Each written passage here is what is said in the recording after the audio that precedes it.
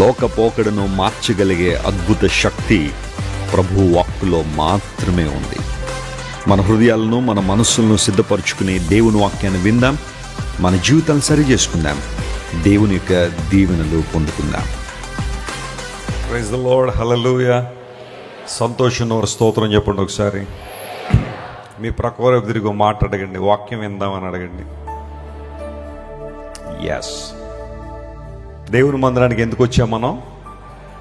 వాక్యం వినడానికి, ప్రభువును మనస్ఫూర్తిగా ఆరాధించడానికి.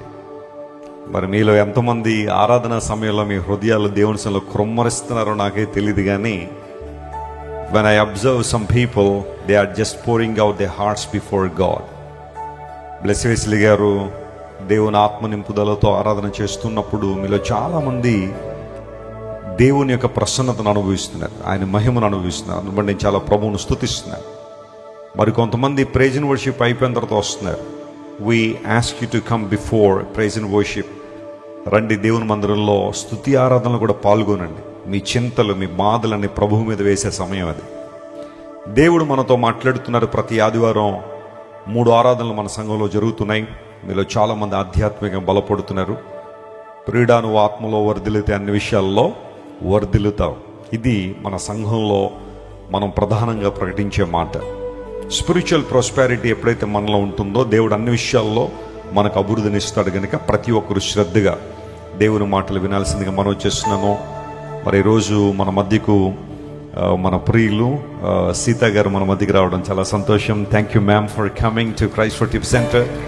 నా మెసేజ్ అయిన తర్వాత వారు క్లుప్తంగా సాక్ష్యాన్ని మరియు శుభాకాంక్షలు తెలియజేస్తారు. దేవుడు వారిని చాలా ఉన్నతమైన స్థితిలో ఉంచారు. వారి డిపార్ట్మెంట్లో వారు మనతో ఉండడం చాలా సంతోషకరం. అండ్ చాలామంది బహుశా ఇదే మొదటిసారి దేవుని మందిరానికి వచ్చి ఉండొచ్చు. మీ అందరికీ ప్రేమపూర్వక ఆహ్వానం అందిస్తున్నాం. దేవుడు మిమ్మల్ని దీవించి బలపరిచి ఆశ్రయించును గాక. జీవం గల సంఘంలో నాటబడండి. ప్రతి ఆదివారం క్రమంగా రండి. వాక్యంలో మీరు బలపడండి. వాక్య సంబంధ జీవంలో కొనసాగండి. ప్రభు మీ జీవితంలో మేలు చేస్తారు. ఓ ప్రాంతంలో 2 భార్యాభర్తలు ఉన్నారట. జాగ్రత్త వినండి. భార్యాభర్తల మధ్య అప్పుడప్పుడు కొన్ని ఫన్నీ కాన్వర్జేషన్స్ జరుగుతూ ఉంటాయి.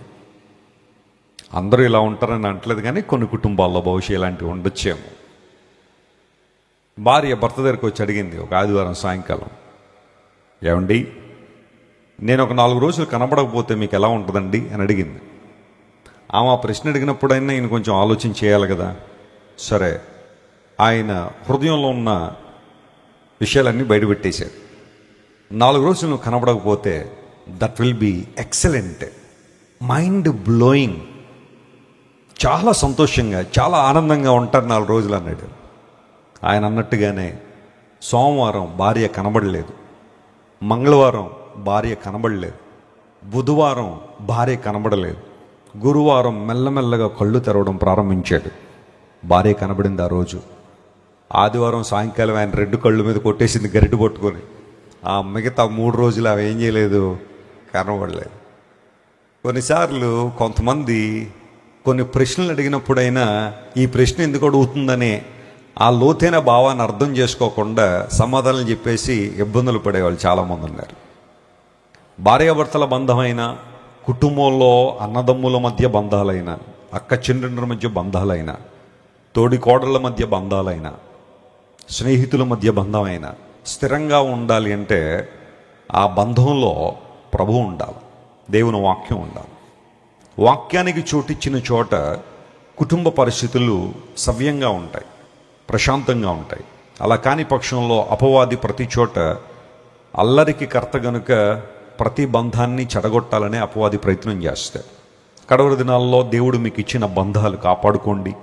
మీ కుటుంబం, దేవుడు మీకు ఇచ్చిన భర్త లేదా భార్య, పిల్లలు, తల్లిదండ్రులు, తోబుట్టువులు, వారి మధ్య సామరస్యమైన, సమాధానయుక్తమైన సమయాన్ని మీరు కలిగి ఉంటే అనేక మందికి ఆశీర్వాదకరంగా, దీవెనకరంగా మీరు ఉంటారు. బైబిల్ తెరుద్దాం. ఈరోజు వాక్యాంశం కొరకు జకరియా గ్రంథం దగ్గరికి రండి. పాత నిబంధనలో జకరియా గ్రంథం 3వ అధ్యాయం 7వ వచనాన్ని నేను చదువుతాను. దయచేసి బైబిల్ ఉన్న వారందరూ తెరిచి చూడాల్సింది మనం చేస్తున్నాను. పాత నిబంధనలో 778వ పేజీ, 778th page in the Old Testament. జకరియా గ్రంథం 3వ అధ్యాయం 7వ వచనాన్ని చదువుకుందాం. సైన్యములకు అధిపతియగు యెహోవా సెలవిచ్చినదేమనగా, నా మార్గములలో నడుచుచు నేను అప్పగించిన దానిని భద్రముగా గైకొనిన ఎడల నీవు నా మందిరము మీద అధికారివై నా ఆవరణములను కాపాడు వాడవగుదువు. మరియు ఇక్కడ నిలవబడు వారికి కలిగినట్లు నా సన్నిధిని నిలుచు భాగ్యము నీకిత్తును. అందరూ ఈ మాట నాతో చెప్పండి, నా సన్నిధిని నిలుచు భాగ్యము నీకిత్తును. మరి ఇప్పుడు మేము కూర్చున్నాం కదండి అంటారేమో, నిలుచు భాగ్యాన్ని ఇస్తానన్నాడు, మేము అందరం కూర్చోబెట్టారేంటండి. దీనిలో ఉన్న ఆధ్యాత్మిక అర్థాన్ని గమనిద్దాం. జకరియా గ్రంథం ప్రియులారా, బైబిల్ గ్రంథంలో చిన్న ప్రవక్తలు రాసిన గ్రంథాల్లో చాలా ప్రాముఖ్యమైన గ్రంథం. ఇట్స్ ఎ ప్రాఫిటిక్ బుక్, ప్రవచనాలు కలిగిన గ్రంథం. జకరియా అనే దైవదాసుడు దేవుని ప్రవక్తగా ఉన్నాడు. మనందరికీ తెలుసు కదా, ఇశ్రాయేలు ప్రజలు 70 సంవత్సరాలు బబులోను చెరలో ఉన్న తర్వాత కోరేషు ద్వారా దేవుడు వారికి విడుదలిచ్చి ఒక్కొక్కరిగా కొన్ని గుంపులుగా వారు మరలా తిరిగి రావడం ప్రారంభించారు. వచ్చిన తర్వాత జకరియా మరియు హగ్గయి అనే ప్రవక్తలను దేవుడు లేపుకున్నాడు. కారణం ఏంటంటే, ఆ కాలంలో జెరుబాబెల్ అండ్ జాషువా ఇలాంటి వాళ్ళందరూ కూడా దేవుని మందిరాన్ని కట్టాలని పునాది అయితే వేశారు. వేసిన తర్వాత మందిర పని ఆగిపోయింది. ఎవరి పనిలో వాళ్ళు బిజీగా ఉన్నారు, మందిరం పక్కన పెట్టేశారు. దేవుడు అన్నాడు, మీరు అభివృద్ధి పొందలేకపోవడానికి కారణం దేవుని మందిర పని నిర్లక్ష్య పెట్టారు. స్టార్ట్ ఇట్ అగైన్, మరలా ప్రారంభించండి, నేను మీకు తోడై ఉంటాను. ఆ పని పూర్తి అవ్వాలని దేవుడు చెప్పినప్పుడు, ఆ సందర్భంలో 16 సంవత్సరాలు దేవుని మందిర పని నిలిచిపోయినప్పుడు జకరియా మరియు హగ్గీని దేవుడు ఏర్పాటు చేసుకుని ఇశ్రాయేల్ ప్రజల్ని ప్రోత్సాహపరిచారు. మందిర పని జరగాలని వారిని బలపరచడానికి దేవుడు ఈ ప్రవక్తలను వాడుకున్నారు. ఆ సందర్భంలో జకరియా అనే ప్రవక్త చాలా అమూల్యమైన నిర్ణయాలు తీసుకున్నాడు. He was directed by God, guided by God and want people to complete the work of God. దేవుని పని పూర్తి చేయాలి అన్న ఆలోచన దేవుని ప్రజలకు ఇవ్వడానికి దేవుడు జకరియాను పురుకొల్పాడు. జకరియాతో పాటుగా కాంటెంపరీ అంటారు, అంటే ఆయనతో పాటుగా మరొక ఆయన ఉన్నాడు. ఈయన పేరు యెహోషువ. అందరూ చెప్పండి, యెహోషువ గ్రంథంలో ఒక ఆయన ఉన్నాడు. ఆయన కాదు, ఆయన వేరు, ఈయన వేరు. ఈయన్ని ద హై ప్రీస్ట్ జాషువా అని పిలుస్తారు, ప్రధాన యాజకుడైన యెహోషువ. ఇశ్రాయేల్ దేశంలో కొన్ని రకాలైన రోల్స్ ఉండేవి, కొన్ని రకాలైన పాత్రలు లేదా బాధ్యతలు. ఒకటి గవర్నెన్స్, ఆ ప్రజలను పరిపాలన చేయడానికి దేవుడు కొంతమంది అధికారులను నిలబెట్టాడు. ఈ కాంటెక్స్ట్లో మనం చదువుతుంటే జెరుబాబెల్ వాజ్ ద గవర్నర్. ఇశ్రాయేలు ప్రజలను, యూదా ప్రజలను పురుకొల్పడానికి మరియు వారిని నడిపించడానికి అధికారిగా జెరుబాబెల్ ఉన్నాడు. మరి ఆ కాలంలో ప్రాఫిట్ ఎవరంటే జకరియా. ఇప్పుడు మనం చదివిన జకరియా అనబడే ఈయన ప్రాఫిట్గా ఉన్నాడు, ప్రవచనకర్తగా. ఆ తర్వాత Joshua, he was the high priest. దేవుని మందిరంలో లేదా దేవునికి సంబంధించిన పనులు జరిగించడానికి ప్రధాన యాజకుని బాధ్యత యెహోషువాకు ఉంది. ఈ ముగ్గురిని చూస్తూ ఉంటే, ఒక ఆయనేమో ప్రజలను పాలించేవాడు, మరొక ఆయన ప్రవచనాలు చెప్పువాడు, మరొక ఆయన మందిర పని నిర్వహించేవాడు. ఈ ముగ్గురు చాలా ప్రాముఖ్యమైన వ్యక్తులే. ఆ సందర్భంలో ప్రియులారా, దేవుడు యెహోషువతో మాట్లాడుతున్నాడు. యెహోవా దూత యెహోషువతో మాట్లాడిన సందర్భాలు, వాటిని జకరియా చూస్తున్నాడు. ఇవన్నీ ఆ 3వ అధ్యాయ ప్రారంభం నుండి మనం చూస్తూ ఉంటే 7వ వచనం దగ్గరికి వచ్చేసరికి the Lord was speaking to Joshua. యెహోషువతో దేవుడు మాట్లాడుతున్నాడు, ప్రధాన యాజకునితో దేవుడు మాట్లాడుతూ అన్నాడు, నీవు నా సన్నిధిలో నిలిచే భాగ్యాన్ని నీకు ఇస్తాను. ఎప్పుడు అంటే, నేను నీకు అప్పగించిన దానిని నువ్వు భద్రంగా కాపాడాలి. ఆ తర్వాత నా మార్గములలో నీవు నడవాలి. అలా నడిస్తే నా సన్నిధి నిలిచి భాగ్యాన్ని నీకు ఇస్తాను, నీవు నా మందిరం మీద అధికారివై ఉంటావు అని దేవుడు ఒక చక్కని వాగ్దానముతో కూడిన ఆజ్ఞను అక్కడిచ్చాడు. బైబిల్లో ఎప్పుడు కూడా ఈ కాంబినేషన్ మనం చూస్తాం. దేవుని యొక్క మాట, ఆ మాటకు లోబడితే మనకు వచ్చే ప్రయోజనం. ఈ రెండు బైబిల్లో ప్రతి చోట మనకు కనబడుతూనే ఉంటుంది. కొన్ని సందర్భాల్లో బైబిల్లోంచి మనం కొన్ని వాగ్దానాలు తీసుకుంటూ ఉంటాం, లేదా కొన్ని వాగ్దానాలు క్లెయిమ్ చేస్తూ ఉంటాం. వాగ్దానం క్లెయిమ్ చేయడం తప్పు కాదు, కానీ ఆ వాగ్దానము పైన దేవుడు చెప్పిన మాట ఉంటుంది. ఒక ఎగ్జాంపుల్ చెప్తాను వినండి. మీరు సమ్మతించి నా మాటలు వింటే భూమి యొక్క మంచి పదార్థాలు అనుభవిస్తారన్నాడు. మనకు ఆ సెకండ్ పార్ట్ బాగా ఇష్టం, ఆ రెండో భాగం మనకు బాగా ఇష్టం. ప్రభువా, మంచి పదార్థాలు అనుభవిస్తారని వాగ్దానం చేసావు కదా నాయన, నెరవేర్చే ప్రభువా, నెరవేర్చే ప్రభువా అని దేవుని సన్నిధిలో ప్రార్థన చేస్తాం గట్టిగా. కానీ ఆ మొదటి భాగాన్ని మనం ఏం చేయం చెప్పండి, జ్ఞాపకం చేసుకొని దాన్ని విస్మరిస్తూ ఉంటాం. If you avoid in my word, if you here my words, నా మాటకు నువ్వు లోబడితే, నా మాటలు వింటే అప్పుడు మీరు భూమి యొక్క మంచి పదార్థాలు అనుభవిస్తారు. ఇలాంటి కాంబినేషన్ బైబిల్లో చాలా వచనాల్లో మనం చూస్తాం. మొదటి మాటను విస్మరించి కేవలం రెండో దాన్నే పట్టుకుని వేలాడడం వలన ఉపయోగం లేదు. కానీ దేవుడు చేయమన్న దాన్ని మనం చేస్తే ఆయన చేయగలిగింది ఆయన మన జీవితాల్లో చేస్తారు. నమ్మిన వారు స్తోత్రం చెప్పండి, హల్లెలూయా. ఇక్కడ యెహోషువతో అన్నాడు, యెహోషువా, నీవు నా సన్నిధిలో నిలవాలని నేను కోరుతున్నాను. ఆది నుండి దేవునికి ఉద్దేశం అదే, దేవుని యొక్క మనస్సు అదే. మనందరం కూడా ఆయన సన్నిధిలో ఉండాలని, ఆయన సన్నిధిలో నిలవాలని దేవుడు ఆశించాడు. అందరూ బట్టి ఆ భాగ్యాన్ని నీకు ఇస్తానన్నాడు. ఈ లోకంలో అన్ని భాగ్యముల కన్నా దేవుని సన్నిధిలో నిలిచి ఉండడమే గొప్ప భాగ్యం. Praise the Lord. మీరు కొన్ని మంచి ప్లేసులు మిస్ అయిపోతున్నారు, దేవుని స్తోత్రం చెప్పే ప్లేసులు. అన్నిసార్లు నేను చెప్పమనే దాకా మీరు వెయిట్ చేయక్కర్లా, చెప్పచ్చు మీరు, పర్వాలేదు. ఈ లోకంలో అన్ని భాగ్యముల కన్నా గొప్ప భాగ్యము దేవుని సన్నిధిలో నిలిచి ఉండడమే. హల్లెలూయా. చాలామంది లోకంలో తమకున్న ఆధిక్యతలను బట్టి అతిశయపడే వాళ్ళు ఉన్నారు. భౌతికంగా మా స్థానం అదండి, మా స్థితి అదండి, మా కులం అదండి, మా మతం ఇదండి, మా ప్రాంతం అదండి, మేము ఉండే ప్లేస్ ఇదండి, మా రేస్ ఇదండి, మా ఫేస్ ఇదండి అని చెప్పి కొంతమంది తమకున్న వాటిని బట్టి గర్వించేవాళ్ళు లేదా ఉండొచ్చేమో. కానీ the greatest privilege and honour is to be present in the presence of God. దేవుని సన్నిధిలో నిలిచి ఉండడం కన్నా గొప్ప ఆధిక్యత జీవితంలో మరొకటి లేదు. సన్నిధి అనే మాట హిబ్రూ భాషలో పానీం అనే పదం వాడారు. అంటే ఎక్కువ సార్లు పాత నిబంధనలో పానీయం అనే పదమే మనం చూస్తాం సన్నిధి అన్న చోట. కొంతమంది అడుగుతుంటారు, వెస్లీ గారు, బైబిల్లో అక్కడక్కడ దేవుని సన్నిధి అని ఉంటుంది కదండి, సన్నిధి అంటే అర్థం ఏంటండి అని అడుగుతారు చాలామంది. సన్నిధి అంటే మందిరమా? సన్నిధి అంటే ఏదైనా ఒక డెసిగ్నేటెడ్ ప్లేసా? సన్నిధి అంటే ఏదైనా ఒక ప్రాంతమా? ఏంటండి దాని గురించి ఒక క్లారిఫికేషన్ కావాలని కొంతమంది అడుగుతుంటే, మనం ఆ హిబ్రూ పదాన్ని పట్టుకుంటే సరైన అర్థం మనకు వచ్చేస్తుంది. పానీం అనే పదానికి అర్థం ఏంటంటే staying in somebody's presence while seeing their face. అది దాని అర్థం. అంటే ముఖాముఖిగా ఒక వ్యక్తిని చూడగలిగే ప్రాంతం అన్నమాట. ఫర్ ఎగ్జాంపుల్, ఇప్పుడు మీరు అందరూ నన్ను చూస్తున్నారు అనుకోండి, ఇప్పుడు టెక్నికల్గా మాట్లాడాలంటే మీరందరూ నా ప్రెజెన్స్లో ఉన్నారని అర్థం. మీకు అర్థమైంది అన్నమాట. ఇప్పుడు దేవుని సన్నిధి అంటే అర్థం ఏంటి? దేవుణ్ణి ముఖాముఖిగా చూసే స్థలం, ఆయన తాకిడిని అనుభవించే స్థలం, ఆయనతో సహవాసం చేసే స్థలం. That could be a church, that could be any place where you meet your God in prayer while reading the scripture. లేఖనాలను చదువుతున్నప్పుడు దేవుని ముఖంలోనికి నువ్వు తొంగి చూడగలిగే అనుభవం.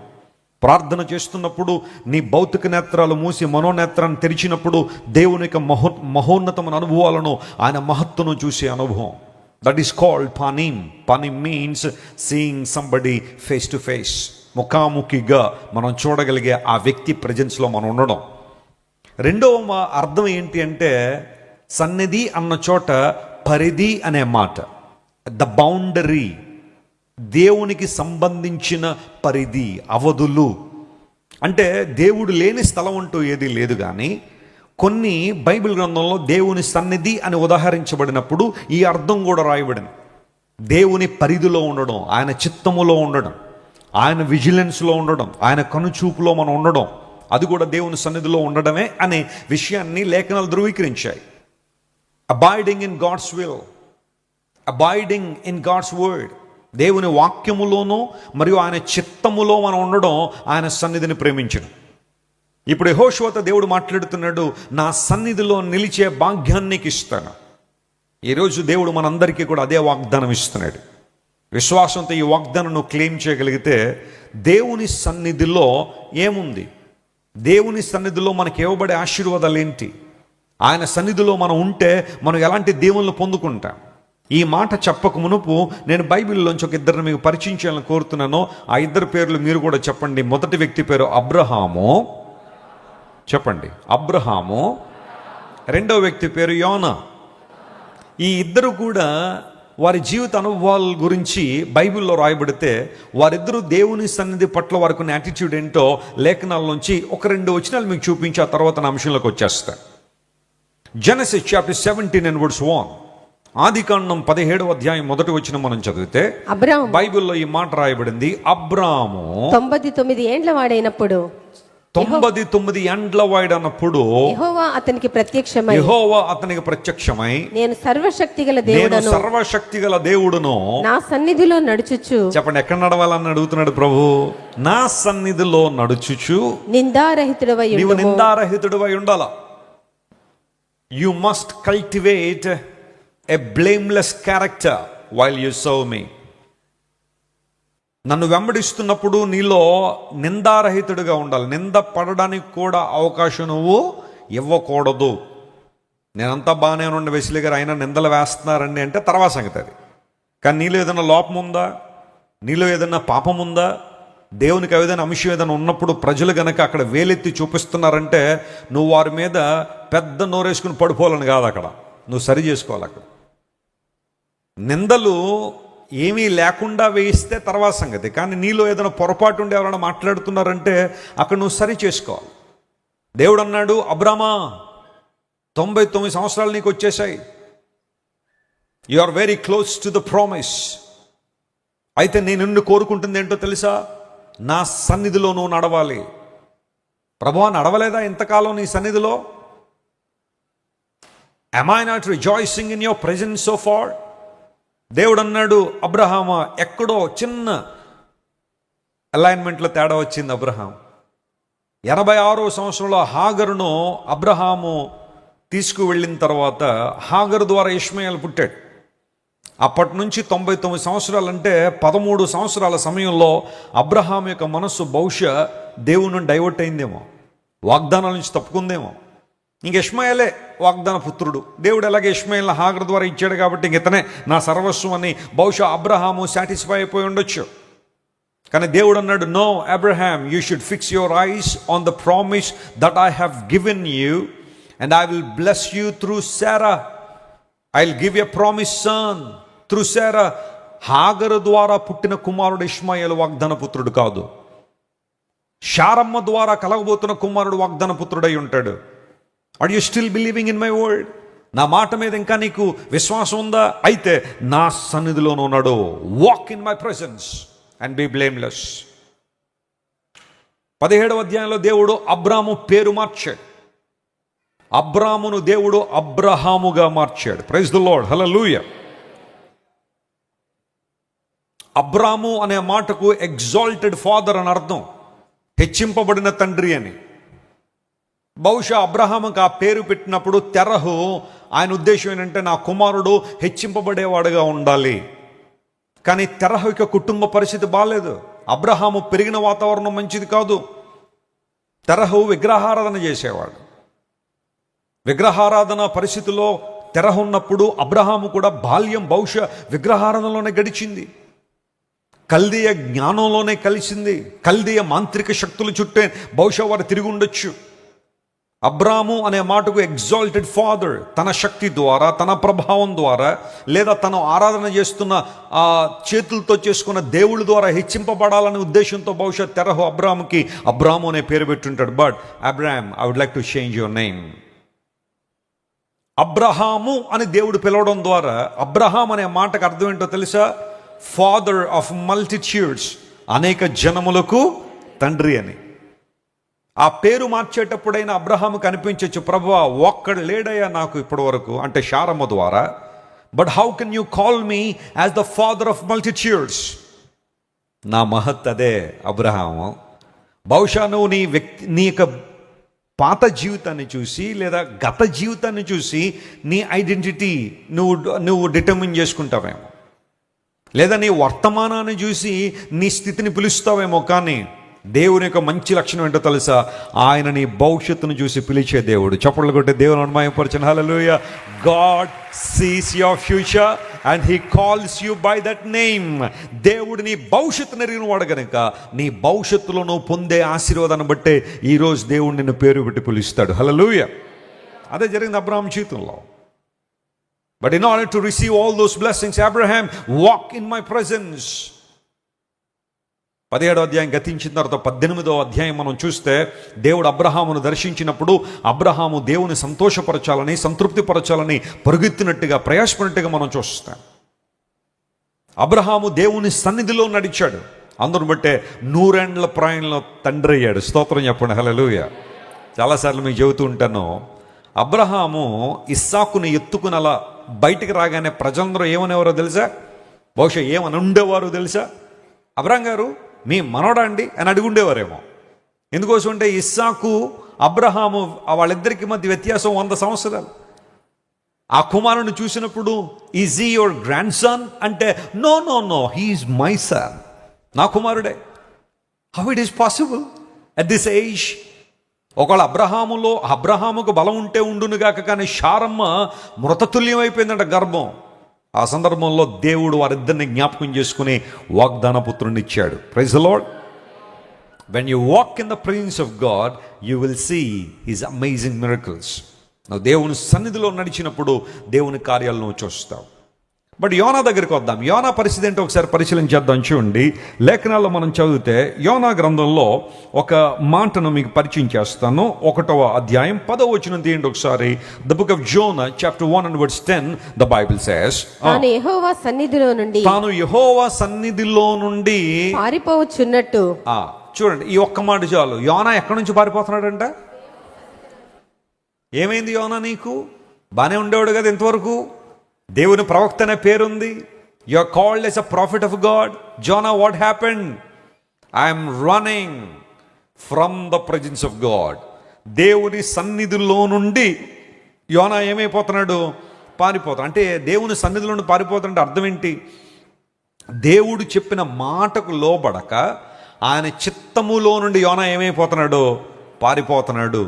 అందును బట్టే పానీయం అనే మాటకు రెండో అర్థం చెప్పాను. దేవుని యొక్క పరిధి, ఆయన మనకు నియమించిన దర్శనము, ఆయన మనకిచ్చిన బాధ్యత, ఆయన మనకి తెలియచేసిన చిత్తము, దానిలో నుండి కనుక నువ్వు వెళ్ళిపోతున్నావు అంటే దాని అర్థం కూడా నువ్వు దేవుని సన్నిధిలో నుండి ఏమైపోతున్నావు అనమాట? పారిపోతున్నావు. ఏంటి దేవుని చిత్తం యోనా పట్ల అంటే, యోనా నీవు నినేవే పట్టణానికి వెళ్ళి దుర్గతి కలుగుతుందని ప్రకటించు. Proclaim the judgment of God upon that land. ఎందుకోసంటే వారు దేవుని దృష్టికి బహు దుర్మార్గులుగా ఉన్నారు, వారికి దుర్గతి ఉంది. నువ్వు వెళ్ళి ఆ విషయాన్ని ప్రకటించు. దేవుడు ఏదైనా ఒక వ్యక్తి మీద శిక్ష ప్రకటించేటప్పుడు లేదా ప్రకటించడానికి ముందు ఆయన మాటను బయలుపరుస్తారు, సువార్తను ప్రకటింపజేస్తారు. ఆ మాట జరిగింది. యోనాను వెళ్ళమంటే యోనా కొన్ని రీజన్స్ ఉన్నాయి కూడా. యోనా ఎందుకు నినెవేకి వెళ్ళలేదనే దాని మీద చరిత్రకారులు కొన్ని రీజన్స్ ఇచ్చారు. అవన్నీ ఇప్పుడు చెప్పాలన్న ఉద్దేశం కాదు, కానీ భయం కావచ్చు లేదా మరొక కారణం కావచ్చు. యోనా నినేవేకి వెళ్ళాల్సిన వాడు ఎక్కడికి వెళ్ళిపోతున్నాడు? తర్షీషు వెళ్ళిపోతాడు.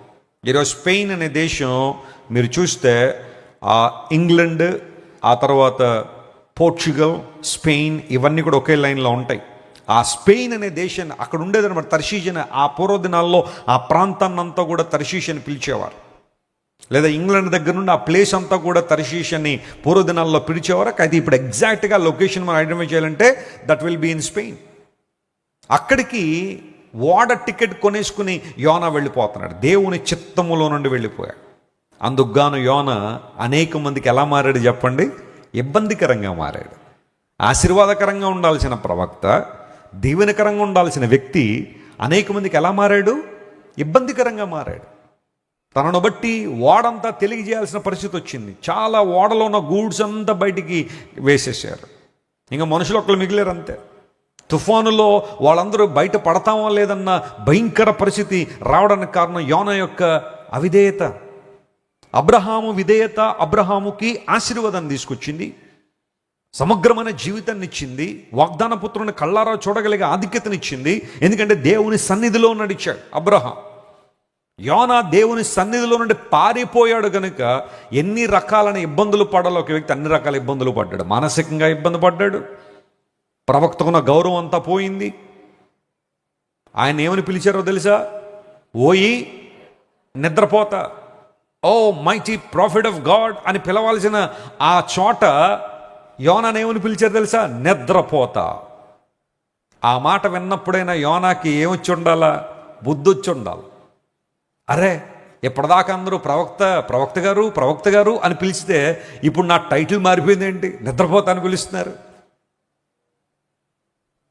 నీ జీవితంలో ప్రభువుకి వ్యతిరేకంగా వెళ్ళినంతకాలం నీ పరువు పోయింది, నీ ఆస్తి పోయింది, నీ ఆరోగ్యం పోయింది. కానీ ఎప్పుడైతే నువ్వు దేవుని సన్నిధిలో నడవడానికి తీర్మానం చేసుకుంటావో, నా సన్నిధిలో నిలిచి భాగ్యము నీకు ఇస్తాను అని ఆనాడు ప్రధాన యాజకుడిని యెహోషువకు దేవుడు ఇచ్చిన వాగ్దాన ప్రకారం నువ్వు దేవుని సన్నిధిలో నిలిచి ఉంటావో, ఇప్పుడు చెప్తా దేవుని సన్నిధిలో ఎలాంటి ఆశీర్వాదాలు ఉన్నాయో లేదా ఎలాంటి అనుభవాలు ఉంటాయో అక్కడ మనం గమనిస్తే మొదటి మాట దగ్గరికి వద్దాం. చూడండి, దేవుని సన్నిధిలో ఏముంది లేదా ఏమున్నాయి? ఈ ప్రశ్న వేసుకుంటే 3 అనుభవాలు ఈరోజు నేను చాలా విషయాలు ఉన్నాయి మాట్లాడడానికి, కానీ ఒక 3 అనుభవాలు చెప్పేసి నా సందేశాన్ని ముగింపులో తీసుకొస్తాను. లూకా సువార్త 1వ అధ్యాయం దగ్గరికి రండి.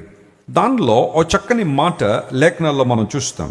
లూకా సువార్త 1వ అధ్యాయము 68 నుండి 75 వరకు తెలుగు బైబిల్లో కలిసే ఉంది. అయితే ఇంగ్లీష్ బైబిల్లో ఒక్కొక్క వచనం విభజించబడి ఉంటుంది కాబట్టి టెక్నికల్గా 75వ వచనాన్ని మనం చదివితే, అంటే ఆ చివరి మాట 68 నుండి 75 వరకు ఒకే పారాగ్రాఫ్ అక్కడ ఉంది. చివరిలో ఆ మాట నేను చదువుతాను, జాగ్రత్త వినండి. మనము శత్రువుల చేతి నుండి విడిపించబడి మన జీవిత కాలమంతయు నిర్భయులమై ఆయన సన్నిధిని, చూడండి ఆ మాట అండర్లైన్ చేసుకోండి, నిర్భయులమై ఆయన సన్నిధిని పరిశుద్ధముగాను నీతిగాను ఆయనను సేవింపను అనుగ్రహించుటకు ఈ రక్షణ కలుగజేసెను. స్తోత్రం చెప్దాం ఒకసారి, హల్లెలూయా. ఇక్కడ నేను హైలైట్ చేయాలనుకున్న అంశం ఏంటంటే, దేవుని సన్నిధిలో నిర్భయులమై ఆయనను సేవింపను. హల్లెలూయా. చెప్పండి, దేవుని సేవించడానికి మనకి ఏముండాలా? ధైర్యం ఉండాలి. ఒకప్పుడు మనకి ఈ ధైర్యం లేదు, భయంతో ఉన్నాం. నిర్భయ జీవితం మనకి లేదు. ఒకప్పుడు భయముతో నింపబడిన జీవితం. దేవుని సన్నిధికి రావాలంటే భయం, దేవుని ఆరాధించాలంటే భయం. కానీ యేసుక్రీస్తు ప్రభువారి లోకానికి రావడం ద్వారా, మనందరి కోసం సిలువలో ఆయన మరణించడం ద్వారా దేవుని సన్నిధిలోనికి మనందరం ప్రవేశించడానికి కావలసిన ధైర్యము ప్రభు అని యేసుక్రీస్తు ద్వారా మనకు అనుగ్రహించబడింది. ఇప్పుడు నిర్భయులమై దేవుని ఏం చేస్తున్నాం? మనం సేవిస్తున్నాం. దేవుని సాన్నిధ్యంలో ఏముందంటే ఆయన్ని సేవించే అనుభవం ఉంది, ఆయన ఆరాధించే అనుభవం ఉంది, ఆయన్ను ప్రస్తుతించే అనుభవం ఉంది, ఆయన్ను సన్నుతించే అనుభవం ఉంది. ఈరోజు అలాంటి అనుభవం మనం ఎదుగుదామా? దేవుని సేవించడం. అందరూ చెప్పండి, దేవుని సేవించడం అంటే దాని అర్థం ఏంటి? ఇంగ్లీష్లో సర్వింగ్ అనే మాట, సర్వింగ్ ద లార్డ్. ప్రభువుని సేవించుట, ఆయనను మహిమపరచుట, ఆయన ఆరాధించుట. ఈ మాటలను మనం చూస్తూ ఉంటే నిజంగా ఎవరైతే దేవుని సన్నిధిలో నిలుస్తున్నారో వారు మాత్రమే అర్థవంతంగా దేవుని ఆరాధించగలరు. చాలామంది మేము ఆరాధికులమండి, మేము వర్షిప్ చేస్తున్నామండి అని కొంతమంది అనొచ్చు, ఏవో కొన్ని రకాలైన కారణాలు చెప్పి. అయితే నిజమైన వర్షిపర్స్ ఎవరో తెలుసా? దేవుని సన్నిధిలో ఉండువాడు, ఆయన చిత్తములో ఉండువాడు, ఆయన మహింపరచాలనే ఆశ కలిగిన వారు నిజంగా దేవుని ఆరాధించగలరు. కొన్ని సంఘాలు నేను చూస్తూ ఉంటాను, ప్రపంచంలో చాలా సంఘాలు తిరుగుతుంటే కొంతమంది దేవుని ఆరాధించినట్టుగానే కనబడతారు, కానీ వారి జీవితాలు మాత్రం దేవుడు ఆశించిన విధానంగా ఉండలేదు. They come to the church, they lift the hands, they close there ice and they worship the lord. ఒక మందిరంలోకి వచ్చి 2 చేతులు ఎత్తి కళ్ళు మూసుకుని పాడుతున్న పాటలో ఏకీవించి ఇంటికి వెళ్ళిపోవడమే ఆరాధన చేయడం అనుకుంటారు చాలామంది. అది ఆరాధన కాదు నేను అంటల్లా, కానీ అది ఆరాధనలో ఒక భాగమే. నిజమైన ఆరాధన ఏంటో తెలుసా? నిన్ను నువ్వు సంపూర్ణంగా యేసయ్యకి సమర్పించేసుకోవడం. ప్రభువా, నీవు తప్ప నాకు మరెవరు లేరు నాయన, నీవేనా ఆధారం, నీవేనా ఆశ్రయం, నా ఆరాధనకు పాత్రుడు నీవే, నా స్తుతికి యోగ్యుడు నీవే, నా స్తోత్రానికి అర్హుడు నీవే, నా మహిమకు పాత్రుడు నీవే అని మనస్ఫూర్తిగా మాటలు చెప్పగలుగుతున్నావా? ఇప్పుడు నేను మాట చెప్తాను, వినండి. When you sing a song, feel it before you sing it. నువ్వేదైనా పాట పాడుతున్నావంటే ముందు ఆ పాటను నువ్వేం చేయాలా? ఫీల్ అవ్వాలి, అన్వయించుకోవాలి, అప్పుడు పాడాలి. పాడమంటున్నారు కదా అని చెప్పి పాడేయడం కాదు. ఆ పాటలో ఉన్న అర్థాన్ని గ్రహించాలా, ఆ అర్థం ప్రకారం అన్వయించుకుంటూ ఆ పాట పాడాలి. నా జీవితం అంతా నీకు అర్పిస్తున్నాను ప్రభు అని పాడేసి వెళ్ళిపోవడం కాదు. ఏం చేయాలి? దేవునికి మన జీవితాన్ని అప్పగించాలి. మన ఇష్టాన్ని చంపాల, దేవుని ఇష్టం నెరవేర్చబడాలనే ప్రాకులాట తపన మనలో ఉండాలి. ఆ సందర్భాల్లో చెబుతూ ఉంటాను. ఒక ఆమె పాస్టర్ గారి దగ్గరికి వచ్చి అడిగిందంట, అయ్యగారు అయ్యగారు అయ్యగారు అయ్యగారు ఏంటమ్మా, నేను ఒకడు మొక్కుకున్నానండి అన్న. ఈయన అనుకున్నారు, అమ్మ మొక్కు ఉందంటే ఏ బంగారపు గొలుసో నెక్లెస్సో వడ్డానో ఏదో మొక్కేసుకుని ఉంటుంది, మందుని కడదాం అనుకుంటున్నాం కదా, మన ఖర్చులను తీరిపోతాయని చెప్పి. అమ్మ ఏం మొక్కున్నావు అన్నాడు. ఆమంది పాట పాడతానని మొక్కున్నానంది.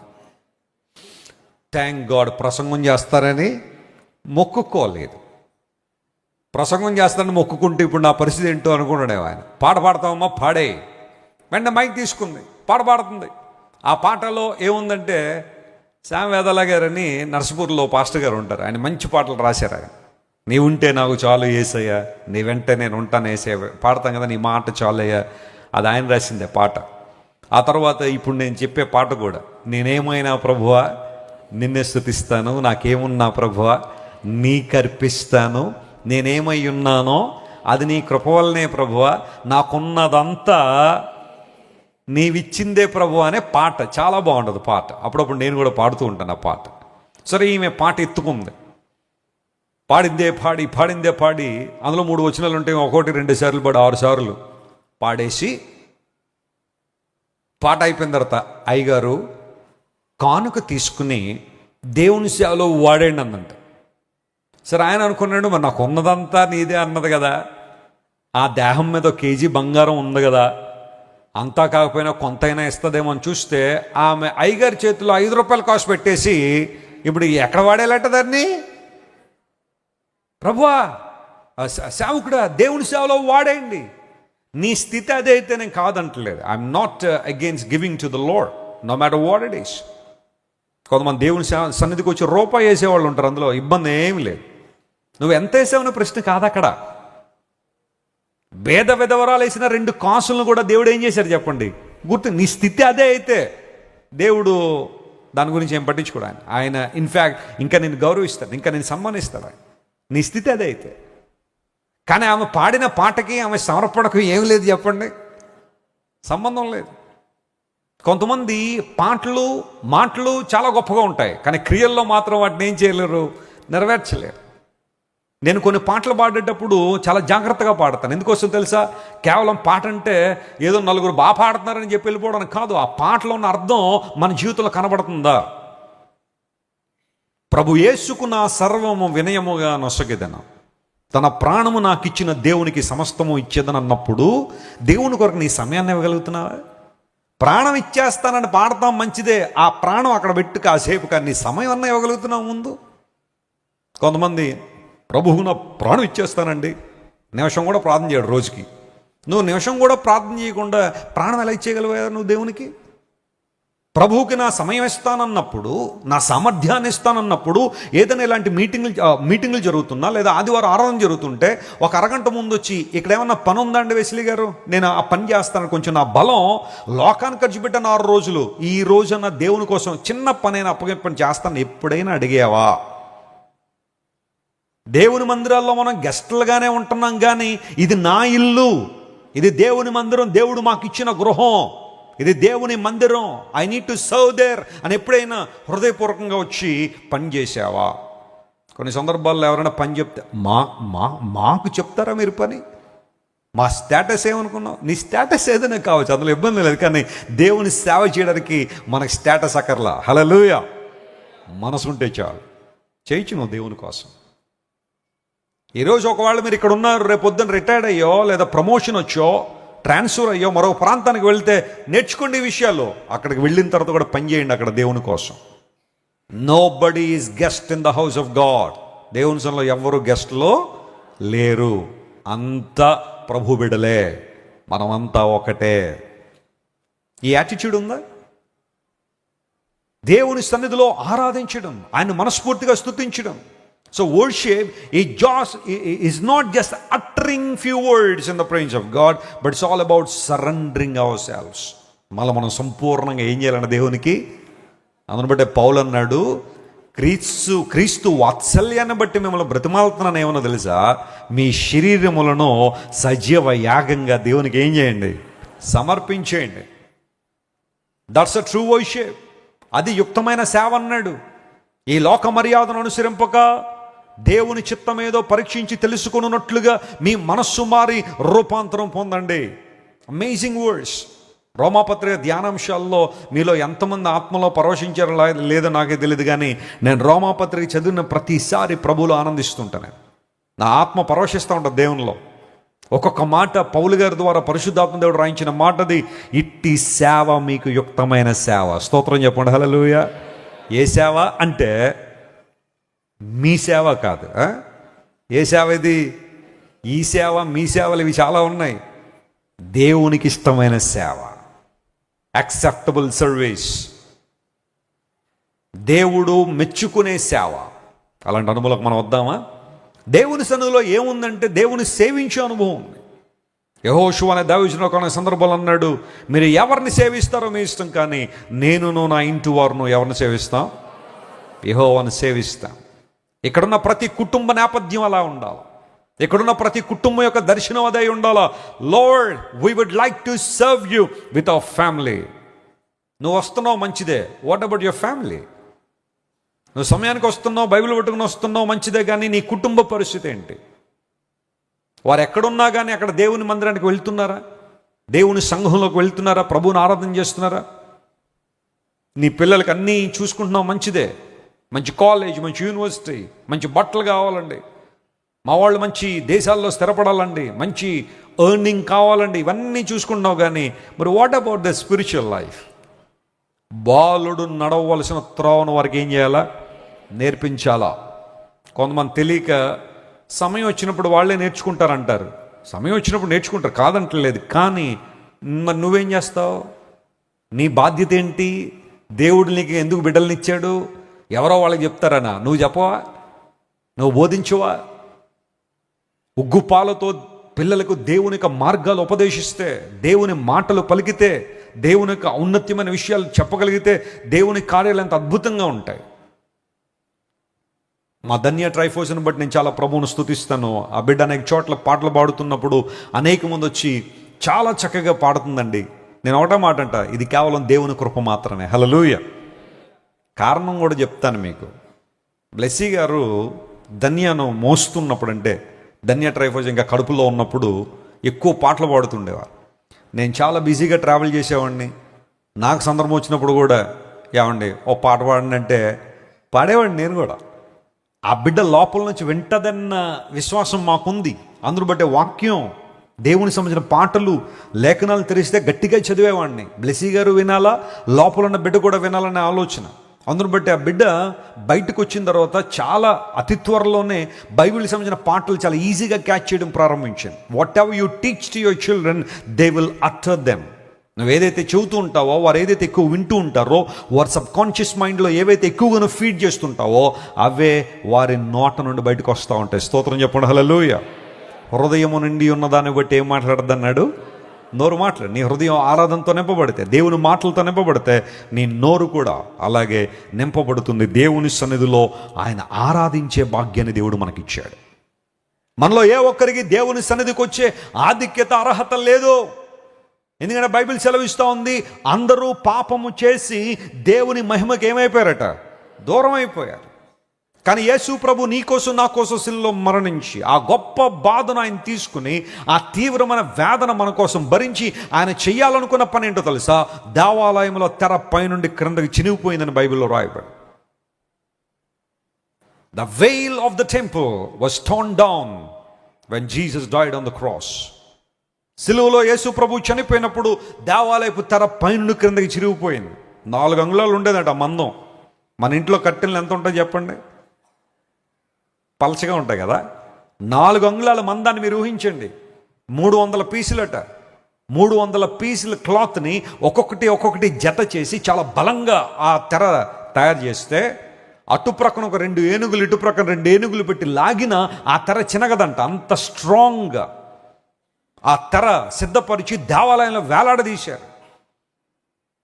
4 ఏనుగులు లాగితేనే తెర చెనగకపోతే మనిషికి సాధ్యం అవుతుందా? ఒక మానవుడు వెళ్ళి ఆ తెర చంపగలిగితే అవుతుందా పని? కానీ without human intervention, the Bible says the temple veil was torn down.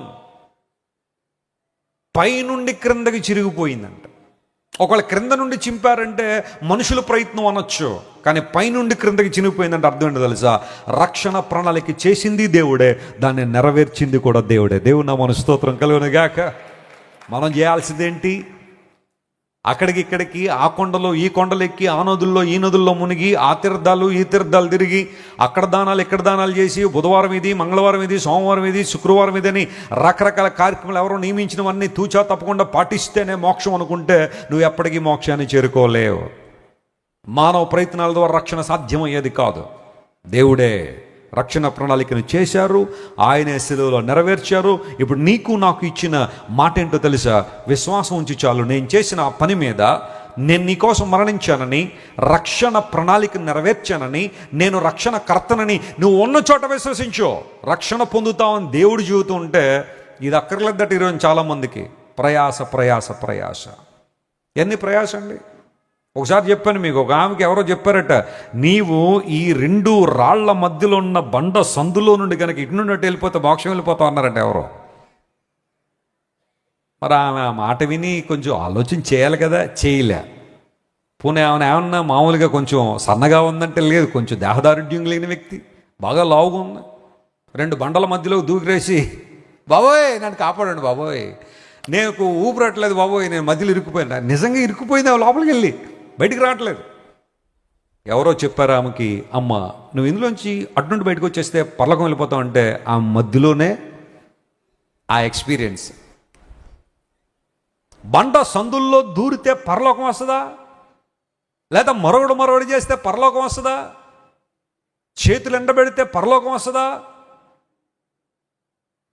నేను మొన్న ఒక పిక్చర్ ఒకటి చూశాను, ఒక ఇంత బాధ వేసింది, మరలా కొంచెం ఆలోచన కూడా చేశాను. ఒక ఆయన దేవుణ్ణి చూడాలని గతించిన 12 సంవత్సరాల నుంచి నిలబడే ఉన్నాడంట. ఎవరిని చూడాలని? దైవ దర్శనం కలగాలి, ఆ దేవుడు నాకు కనబడి, భక్తుడా నీ భక్తిని అంగీకరించాను, నువ్వు చచ్చిపోయిన తర్వాత నాతోనే ఉంటావని దేవుడు అభయం ఇవ్వాలంట ఆయనకి. దానికోసం 12 సంవత్సరాల నుంచి నిలబడే ఉన్నాడు. పడుకోలా, కూర్చోలా.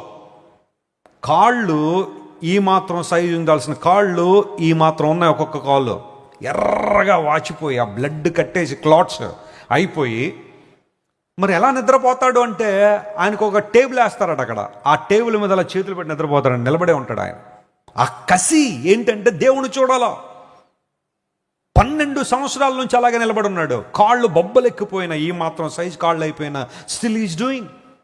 ఎవరన్నారు బాబు దేవుణ్ణి చూడాలంటే అలా కాదు కదా, నువ్వు నిలబడి ఉంటేనో, లేదా పల్టీలు కొడితేనో, లేదా మరొక ఒక నువ్వు కావలసిన ఆ పరిస్థితిలో కూర్చుంటేనో కనబడేవాడు కాదు కదా దేవుడు. బైబిల్ సెలవిచ్చింది, హృదయ శుద్ధి గలవారు ధన్యులు వారు ఎవరిని చూస్తారో. అది కదా ప్రాముఖ్యమైన అంశం. నువ్వు నిలబడితేనో, కూర్చుంటేనో, మొగ్గలేస్తానో దేవుడు కనబడతాడని బైబిల్లో లేదో. The Bible says blessed are the pure in heart for they will see God. దేవుని చూడాలంటే హృదయ శుద్ధి ఉండాలా. ఆయన సేవించే అనుభవంలోకి మనం వచ్చాం. అందును బట్టే ఆయన సన్నిధిలో ఆయన సేవించే అనుభవం ఉంది. హల్లెలూయా. 2వ అంశం దగ్గరకు వద్దాం. చూడండి, దేవుని సన్నిధిలో ఏముంది అని ఆలోచన చేస్తే యెషయా గ్రంథం 9వ అధ్యాయం 3వ వచనం జరిగిన the book of Isaiah chapter 9:3 the Bible says. చదవండి, యెషయా గ్రంథం 9వ అధ్యాయం 3వ వచనం. నీవు జనములను విస్తరింపచేయుచున్నావు, వారి సంతోషమును, ఆ మాట అండర్లైన్ చేసుకోండి, వారి సంతోషమును వృద్ధిపరచుచున్నావు. కోత కాలమున మనుషులు సంతోషించినట్లు దోపుడు సొమ్ము పంచుకొనువారు సంతోషించున్నట్లు వారు నీ సన్నిధిని సంతోషించుచున్నారు. ఆ మాట అండర్లైన్ చేసుకున్నారా? ఎవరి సన్నిధిని సంతోషిస్తున్నారట? వాళ్ళు నీ సన్నిధిని సంతోషిస్తున్నారు. 2వ అంశం, దేవుని సన్నిధిలో సంతోషం ఉంది. స్తోత్రం చెప్పండి, సంతోషంగా చెప్పండి. కొంతమంది దేవునిలో సంతోషం ఉంది అన్న విచారంతోనే కూర్చుని వాళ్ళు కొంతమంది ఉన్నారు. పక్కన పెట్టే విచారం అంతా పరిపూర్ణమైన సంతోషం, అర్థవంతమైన సంతోషం, పరిశుద్ధమైన సంతోషం ఎక్కడుంది? దేవుని సాన్నిధ్యంలో. ఇక్కడ యెషయా గ్రంథం 9వ అధ్యాయంలో చాలా మంచి వాగ్దానాలు ఉన్నాయి, ప్రవచనాలు కూడా ఉన్నాయి. వాగ్దానాల్లో ఒక మంచి వాగ్దానం ఏంటంటే, ఇప్పుడు మనం చదువుకున్నాం, వారు నీ సన్నిధిని సంతోషిస్తున్నారు. దానికి 2 పోలికలు చెప్పాడు. ఒకటి, కోతకాలమున మనుషులు ఏం చేస్తారట? సంతోషిస్తారు. నెల 1వ తారీఖున చాలామందికి ఏముండదు చెప్పండి? అది కూడా ఒకలాంటి ఇన్కమే కదా, ఇన్కమ్ వస్తుంది. నెలంతా పనిచేసిన తర్వాత 1వ తారీఖున శాలరీ రాగానే చెప్పండి ఏమొస్తుంది? సంతోషం. అయితే కొంతమంది అంటారు, ఉదయకాలం వస్తుంది సార్, సాయంకాలం అయిపోద్దండి ఆ సంతోషం అంత. ఎందుకోసం? ఈ అమ్మాయిలు అవి ఇవి మొత్తం అన్నీ చూసేసరికి శాలరీ రావడం అయితే చేతుల్లో చాలా ఎక్కువ వస్తుంది, కానీ ఆ 1వ తారీఖు సాయంకాలం పరసు చూస్తే మళ్ళీ అది ఎలా కనబడుతుంది? ఖాళీగానే ఉందండి. కోతకాలమున మనుషులకు సంతోషం ఉంటుందట. ఒక రైతు దగ్గరికి వెళ్ళండి. ఒక భూమిని సేద్యపరిచేటప్పుడు ఆ భూమిని దున్ని, ఆ తర్వాత విత్తనాలు వేసి, నాట్లు వేసిన తర్వాత ఆ పంట ఫలించినప్పుడు, ఆ పంట చేతికి వచ్చినప్పుడు, పైరు చేతికి వచ్చినప్పుడు ఆ రైతు ముఖాల్లో ఏముంటుంది చెప్పండి? సంతోషం. అదే పంట ఇంకొక వారం రోజులకు వస్తుందనగా ఒక అకాల వర్షం వచ్చేసి పంటంతా పోయిందనుకోండి, ఇప్పుడు ఏం చేస్తారు వాళ్ళు?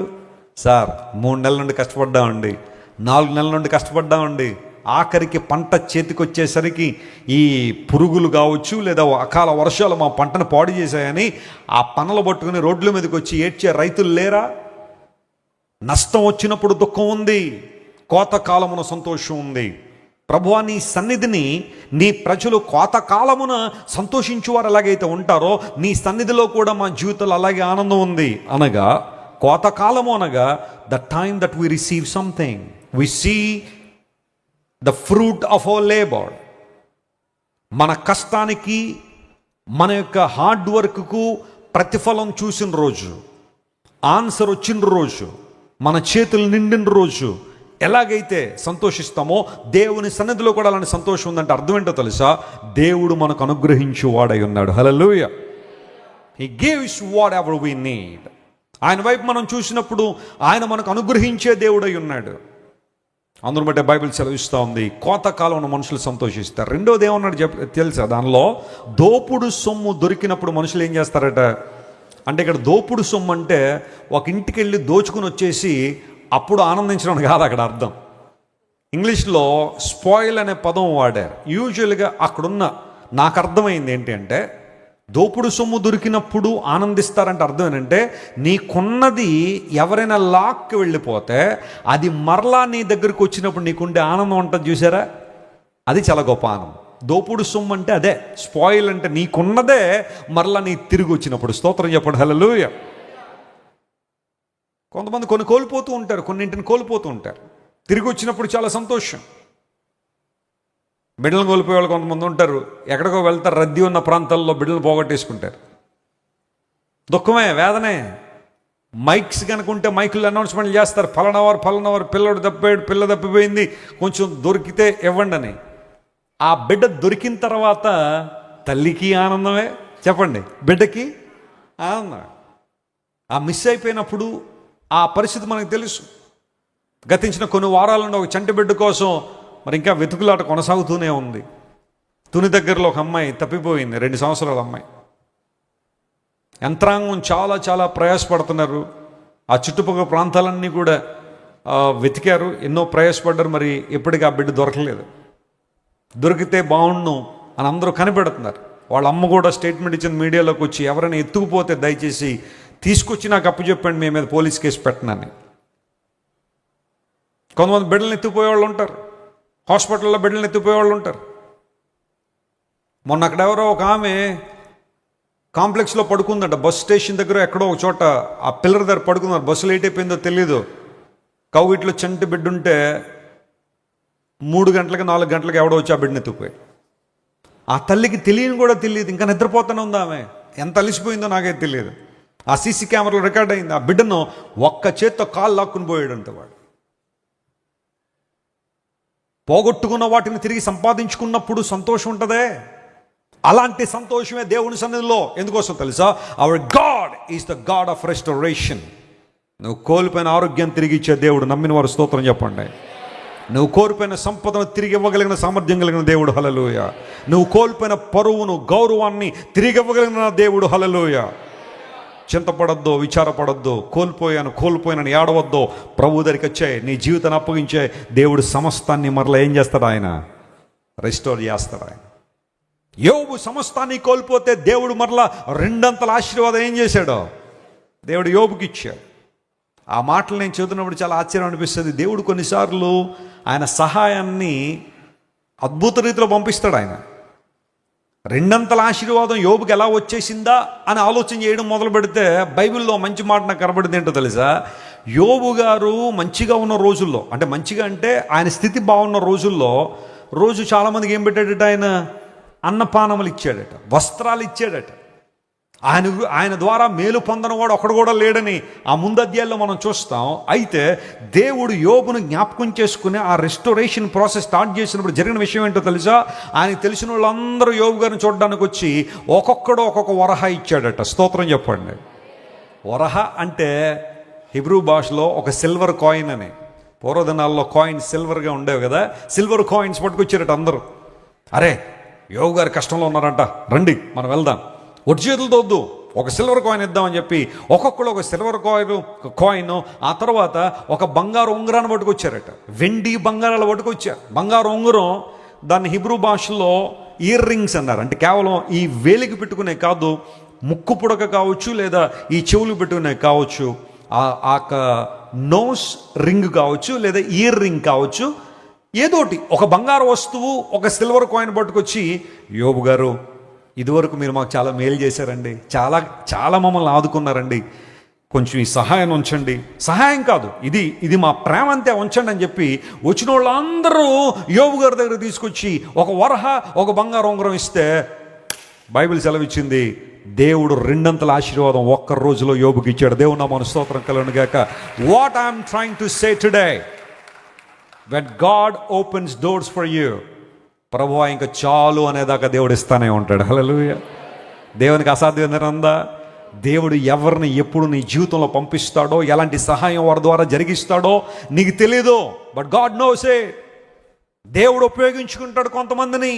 ఆ రోజున వారందరూ కూడా తిరిగి వచ్చి యోబు గారి ద్వారా మనం మేలు పొందాం, దీవెన పొందాం, రండి ఆయనకు మనం మేలు చేద్దాం అని చెప్పి అందరూ తిరిగి వస్తే అది అకస్మాత్తుగా జరిగిందైతే నేను అనుకోను, అది దేవుడే పంపించాడో. ఈరోజు నువ్వు చాలామందికి మేలు చేస్తున్నావు కానీ ప్రతిఫలం రావట్లేదని బాధపడుతున్నావా?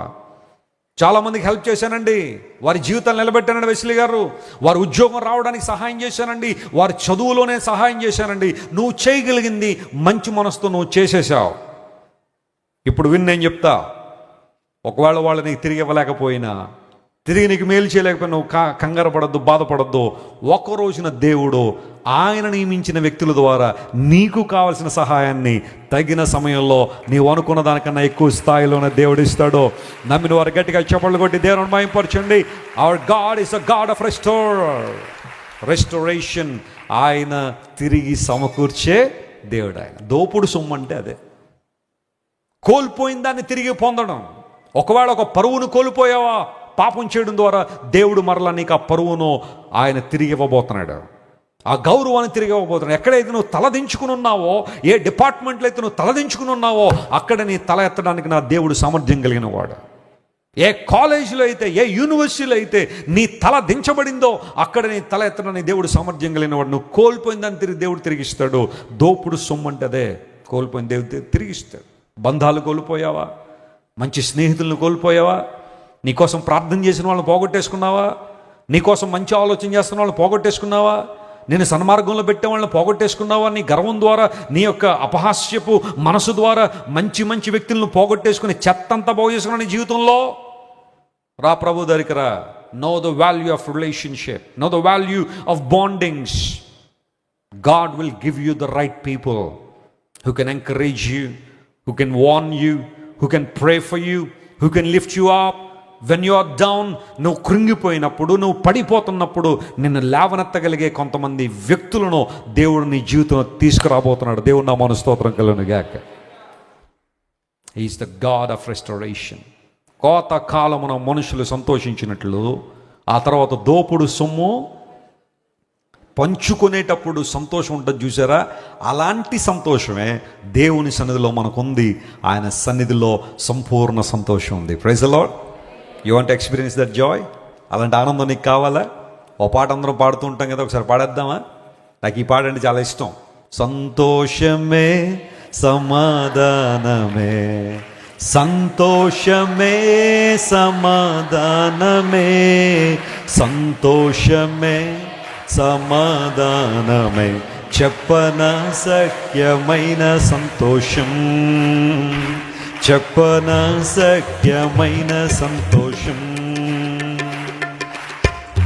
ఆపేద్దాం అనుకునేసరికి స్టార్ట్ చేస్తారు తమ్ముడు, అందులో కూడా మళ్ళీ పాడాలనిపిస్తుంది. పాడదాం. ఈ సంతోషము నీకు కావలెనా, ఈ సంతోషము నీకు కావలెనా, ఈ సంతోషము నీకు కావలెనా, నేడే యేసు నొద్దకు రమ్ము, నేడే యేసు నొద్దకు రమ్ము.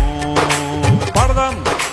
సంతోషమే సమాధానమే. గట్టిగా.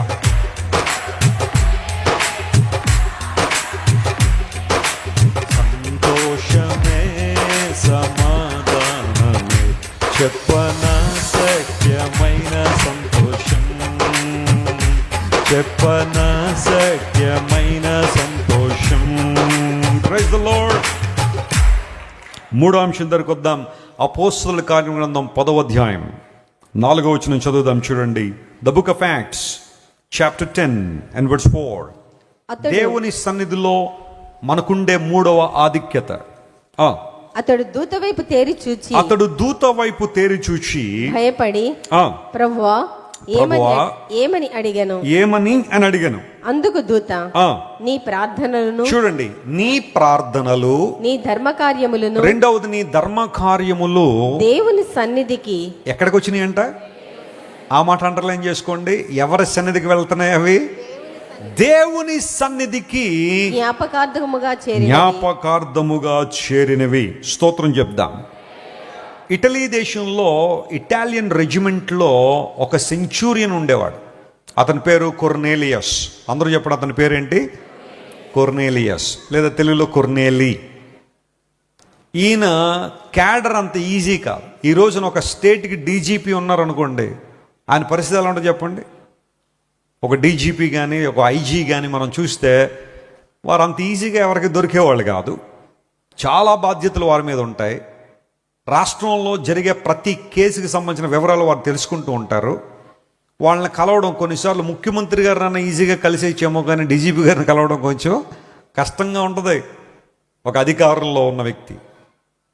అప్పుడప్పుడు అనిపిస్తుంది ముఖ్యమంత్రి గారినన్నా కలవచ్చు, కానీ ఆయన సెక్రటరీ గారు ఉంటారు, ఆయన అసలు ఏం చేయాలని చెప్పండి, కలవలేం.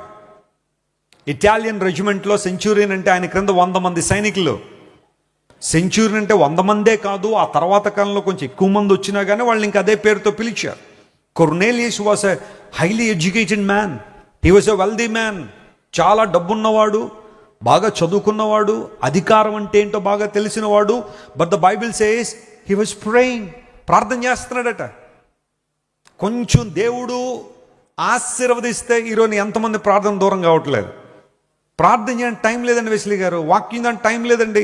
మీరు ఎలాగారు బైబిల్ని బాగా రీసెర్చ్ చేస్తుంటారు కదా, మీరు చదివేసి మాకు చెప్పేయండి చాలు, అదేదో మేము వినేసి వెళ్ళిపోతాం అన్నట్టు చెప్తాం. కాదంటలేదు, దేవుని వాక్యాన్ని క్షుణ్ణంగా చదివి మీకు ఎక్స్ప్లెయిన్ అయ్యా, మీకు అర్థమయ్యే రీతిలో చెప్పడానికే మేము ఉన్నాం. కానీ నీ పర్సనల్ కనెక్షన్ కూడా నువ్వు దేవునితో కలిగి ఉండాలా, ప్రార్థన చేయాలి, దేవుని సన్నిధిలో వాక్యం చదవాలి.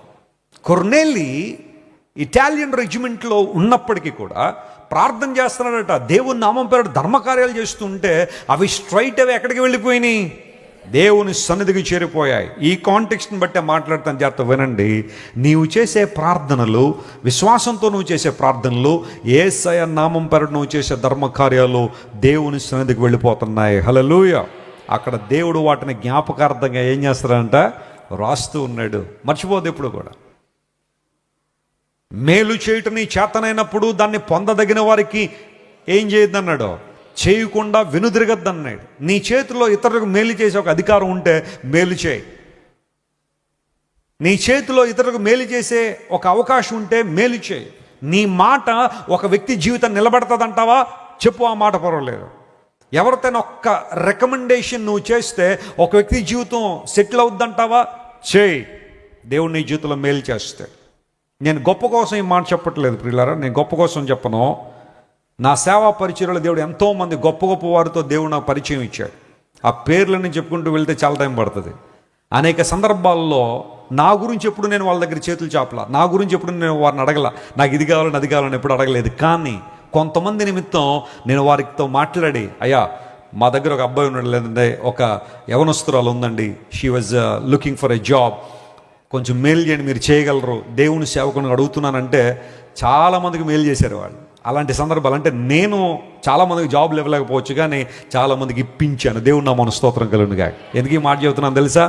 నా ఒక్క మాట, దేవుని సేవకునిగా నా మాటను వారు గౌరవించి, వెస్లీ గారు మీరు చెప్పారు కాబట్టి చేస్తామండి, చూస్తామండి, ఎంతమంది జీవితాల్లో మేలు జరిగిందో తెలుసా? అలాంటి ఏదైనా ఉంటే నేను నా టు డూ లిస్ట్లో ముందు రాసుకుంటా. ఎందుకంటే నా ఒక్క మాట, ఒక్క మెసేజ్, ఒక్క ఈమెయిల్ ఒక వ్యక్తి జీవితం నిలబెడుతుందంటే నేను రెడీ ఏది చేయడానికైనా. అలాంటి యాటిట్యూడ్ మనం కలిగి ఉన్నామా? నేను ఒక్క మాట చెప్పేస్తే వీడు నాకన్నా పైకి వెళ్ళిపోయేలాగా ఉన్నాడు అనుకుంటారు కొంతమంది. అందును బట్టి చేయగలిగి కూడా ఏం చేయరు చెప్పండి, మేలు చేయరు. ఒక్క మాట, ఒక్క రికమెండేషన్, ఒక్క సిగ్నేచర్ చేస్తే ఒక వ్యక్తి జీవితం నిలబడుతుంది అని నువ్వు అనుకుంటే ప్రతిఫలం ఆశించకుండా చేసాయి, ప్రతిఫలం ఇచ్చేది ఎవరో దేవుడిస్తాడు. నీ ధర్మ కార్యాలు, నీ ప్రార్థనలు ఆయన దగ్గర జ్ఞాపకార్థంగా చేరుతున్నాయి. Whatever you do in the name of Jesus, they will be remembered. అవి జ్ఞాపకం చేసుకునబడతాయి. మన కోసం మనం చేసుకునేవి భౌతిక సంబంధమైన ప్రోకులాటలు, లోక సంబంధం మన మన మన యొక్క ఆలోచనలు, ఇవన్నీ కూడా గతించిపోతాయేమో, కానీ దేవుని నిమిత్తం చేసే ప్రతి పనిని దేవుడు ఏం చేస్తారు చెప్పండి, రాస్తూ ఉన్నాడు. Don't hesitate my friend.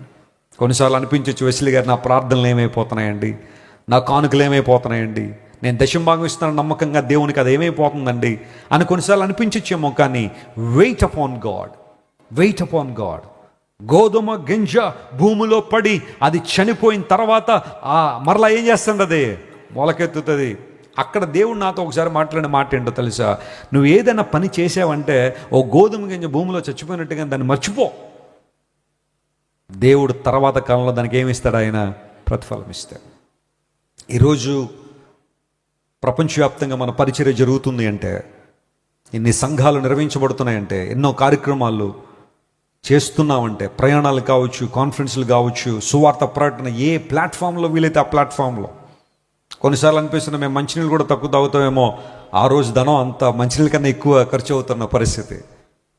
ఎలా ఇవన్నీ అంటే, I know some people, they come to me and they offer, brother Wesley గారు మీ దర్శనం గొప్పది, మీ సేవ గొప్పది, ప్రతిఫలాన్ని ఆశించకుండా సేవ చేసే మీ మనసు మేము అర్థం చేసుకున్నాం కాబట్టి ఈ ధనాన్ని సేవలో వాడండి, దేవుని సేవలో ఉపయోగించండి అని. ఒకసారి ఒక సహోదరుడు వచ్చారు, ఇలాగే అందరూ ప్రార్థన అయిన తర్వాత అందరినీ కలిసి ప్రార్థన చేస్తాం కదా, వచ్చారు. ఇదే ఫస్ట్ టైం వచ్చానండి, మీ మెసేజ్ చూస్తూ ఉంటానండి వెస్లీ గారు, thank you so much for guiding us, లైవ్లో ఫాలో అవుతుంటాను అని చెప్పి ఒక కవర్ ఆయన ఇచ్చేసి వెళ్ళిపోయాడు. ఈ మాత్రం సైజు ఉంది కవర్. నేను అనుకున్నాను స్వీట్లు ఇచ్చారేమో అనుకున్నాను, స్వీట్ బాక్స్ ఏమో అనుకున్నాను. ప్రక్కనే ఉంటాడు బ్రదర్ జీవ, తనకి ఇచ్చి స్వీట్ బాక్స్ ఎవరు ఇచ్చారు లోపల పెట్టాను. లోపలికి వెళ్ళిన తర్వాత స్వీట్ అని చూస్తే స్వీట్ కాదు, అది 7 లక్షల రూపాయలు ఉన్నాయి దానిలో. దేవుని సేవలో వాడండి వెస్లీ గారు. ఆయన ఎవరో నాకు తెలియదు, ఆయన పేరేంటో కూడా అడగలేదు నేను, స్వీట్ బాక్స్ అనుకున్నాను నేను. But he put some money and use it for God's work. ఈ రోజున ఇంత విస్తృతంగా ప్రభు పరిచర్య జరుగుతుందంటే అలాంటి సమర్పణ పరుల యొక్క సమర్పణ. ఎందుకు ఈ మాట చదువుతున్నాను తెలుసా? నీ ప్రార్థనలు, నీ ధర్మ కార్యాలు ఎక్కడికి వెళ్తున్నాయి? కొన్నిసార్లు అపవాదం అంటాడు, ఏమైపోతున్నాయి నీ కానుకలు, ఏమైపోతుంది నీ దశభాగాలు, ఏమైపోతుంది నీ ప్రార్థనలు, ఏమైపోతున్నాయి నీ ప్రయాస, ఏమైపోయింది ఈ కష్టం రావడానికి, ఇవన్నీ ఉపయోగపడలేదా? నీ కష్టం వచ్చింది ఇప్పుడు, అవన్నీ ఏమైపోయినాను కొన్నిసార్లు అపవాదం అడగచ్చేమో. కానీ నీలో నాలో ఉండాల్సిన విశ్వాసం ఏంటో తెలుసా? నా ప్రార్థనలు, నా ధర్మ కార్యాలు నా దేవుని దగ్గర ఎక్కడున్నాయి? సురక్షితంగా ఉన్నాయి. My God is my rewarder, ప్రభునందు మీ ప్రయాస వ్యర్థం కాదు అని దేవుని వాక్యంలో మనం చూసినట్టుగా మన ప్రయాస వ్యర్థం కాలేదు. కొర్నేలు యొక్క ప్రార్థనలో దేవుని సన్నిధి చేరిపోయినాయి.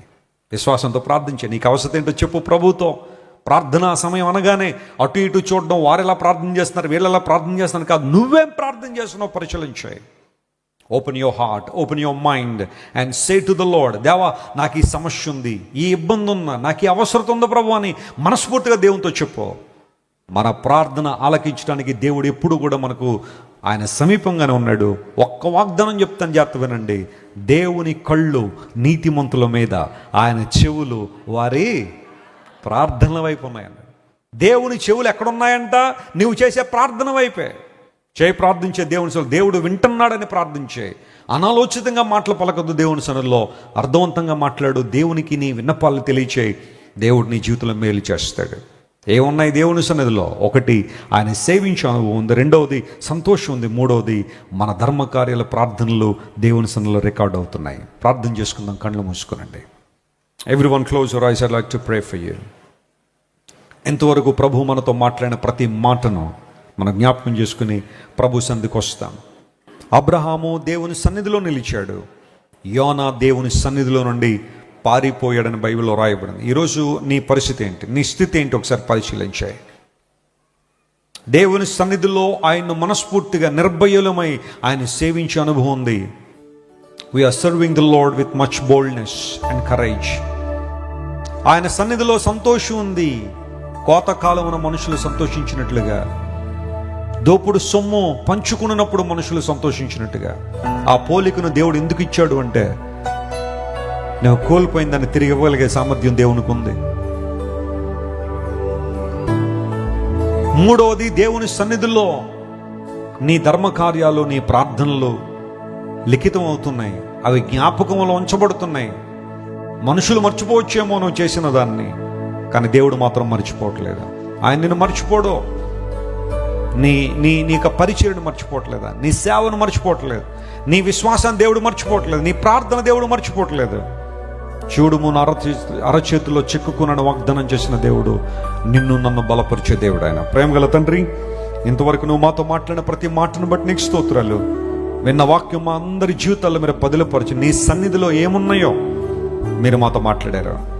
ఆనాడు యెహోషువతో మీరు సెలవు ఇచ్చారు. ప్రధాన యాజకుడిని యెహోషువ, నా సన్నిధిలో నిలిచే భాగ్యాన్ని నీకు ఇస్తానన్నావు, ఇచ్చావు ప్రభువా.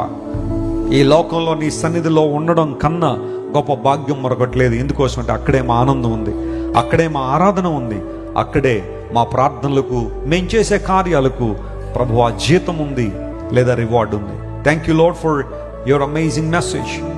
నీ సందేశాన్ని బట్టి నీకు స్తోత్రాలు చెల్లిస్తూ ఈ వాక్యం అందరి హృదయాల్లో పదిలపరచమని కోరుకుంటూ యేసుక్రీస్తు వారి దివ్య సముఖంలో ఈ మా మనవులు సమర్పించి వేడుకొనిచున్నాము తండ్రి, ఆమేన్.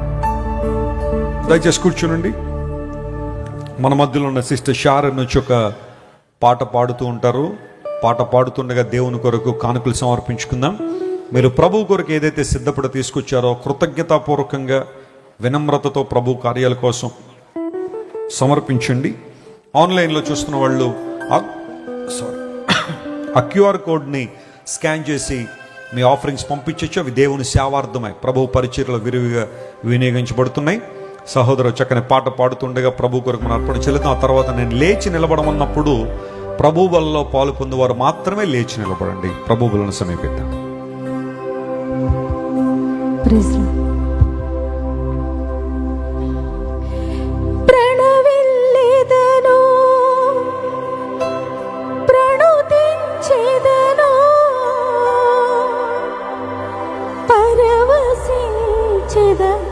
నీలోనే పరవశించెద, నీలోనే నిత్యాశ్రయ దుర్గమై నా యేసయ్యా, తరతరములలో నీవు మాకు చేయనివేమున్నవి. నిత్యాశ్రయ దుర్గమై నా యేసయ్యా, తరతరములలో నీవు మాకు చేయనివేమున్నవి.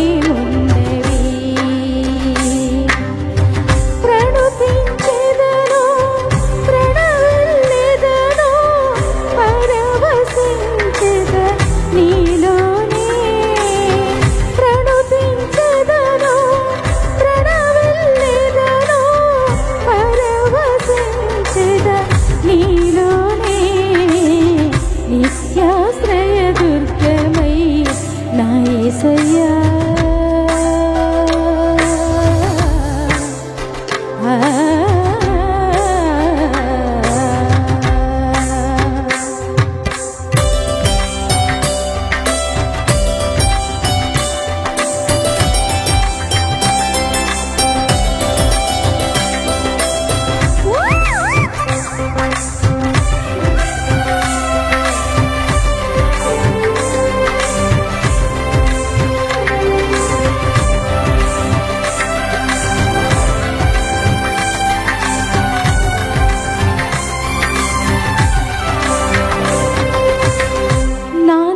సూర్యుడా నీ నీతి కిరణాలు నీ మార్గములలో నన్ను నడిపించనే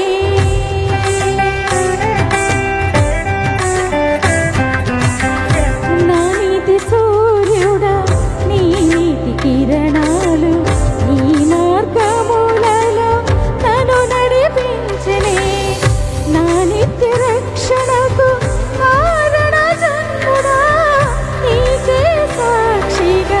తీసరిల్లెదనయ్యా నా నిత్య రక్షణకు కారణ జన్ముడా నీకే సాక్షిగా తీసరిల్లెదనయ్యా ప్రణవిల్లెదను ప్రణుతించెదను పరవశించెద నీలోనే ప్రణవిల్లెదను ప్రణుతించెదను పరవశించెద నీలోనే నిత్యాశ్రయ దుర్గమై నా యేసయ్యా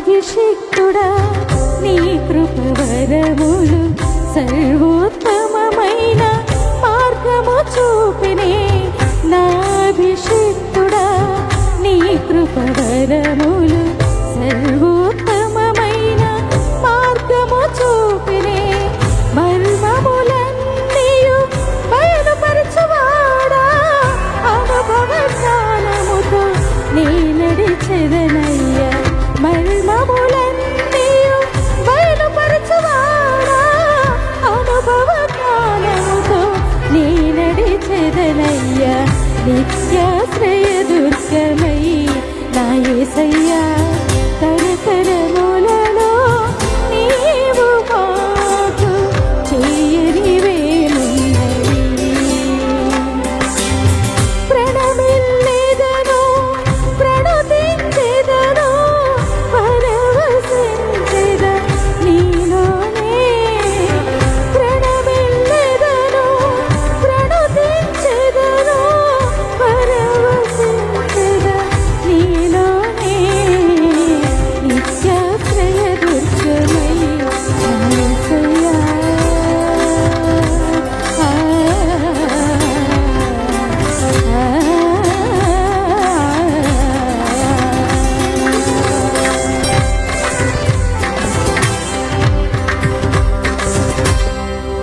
మంచిది, చక్కని పాట మనం విన్నాం.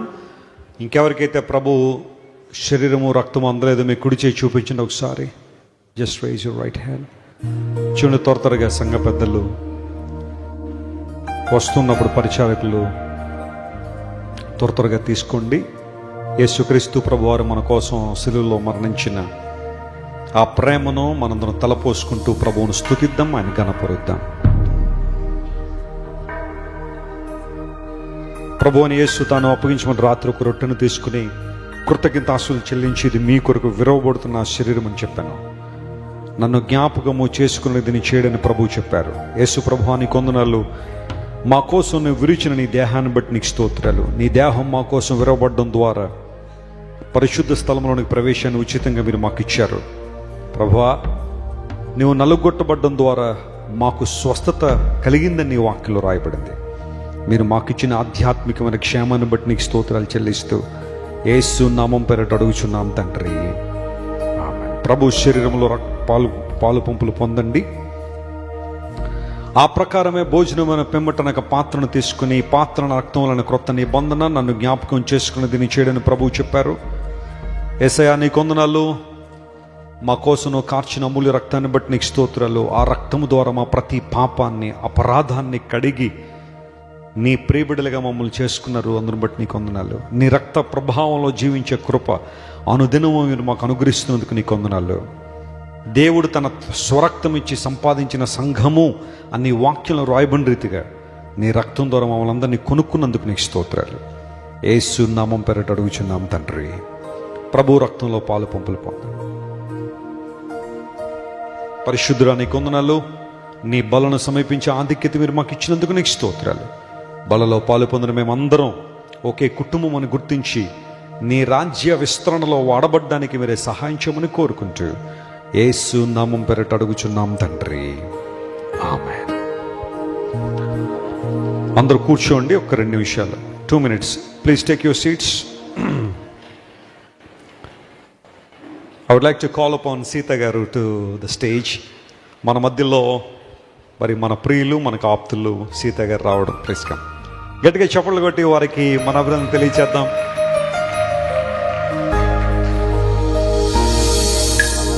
నేను చెప్పొచ్చో లేదో తెలియదు, వారి డిపార్ట్మెంట్లో దేవుడు చాలా వారిని ఉన్నతమైన స్థితిలో ఉంచారు. మరి వారి చేతుల్లో కొన్ని రాష్ట్రాలు ఉన్నాయని చెప్పడంలో నేను చాలా సంతోషిస్తున్నాను. చాలా కాలం నుండి వీరు మనతో పరిచయం అయి మన ఆన్లైన్ ఫ్యామిలీలో ఉండి వాక్యాలన్నీ, మరి నేను చెప్పిన ప్రతి మెసేజ్ సీత గారు మరలా రిసైట్ చేయగలరు. అంత పవర్ఫుల్గా దేవుని మాటలు వినడం. Thank you so much and may the lord bless you. This is your time to share your greetings. Thank you very much.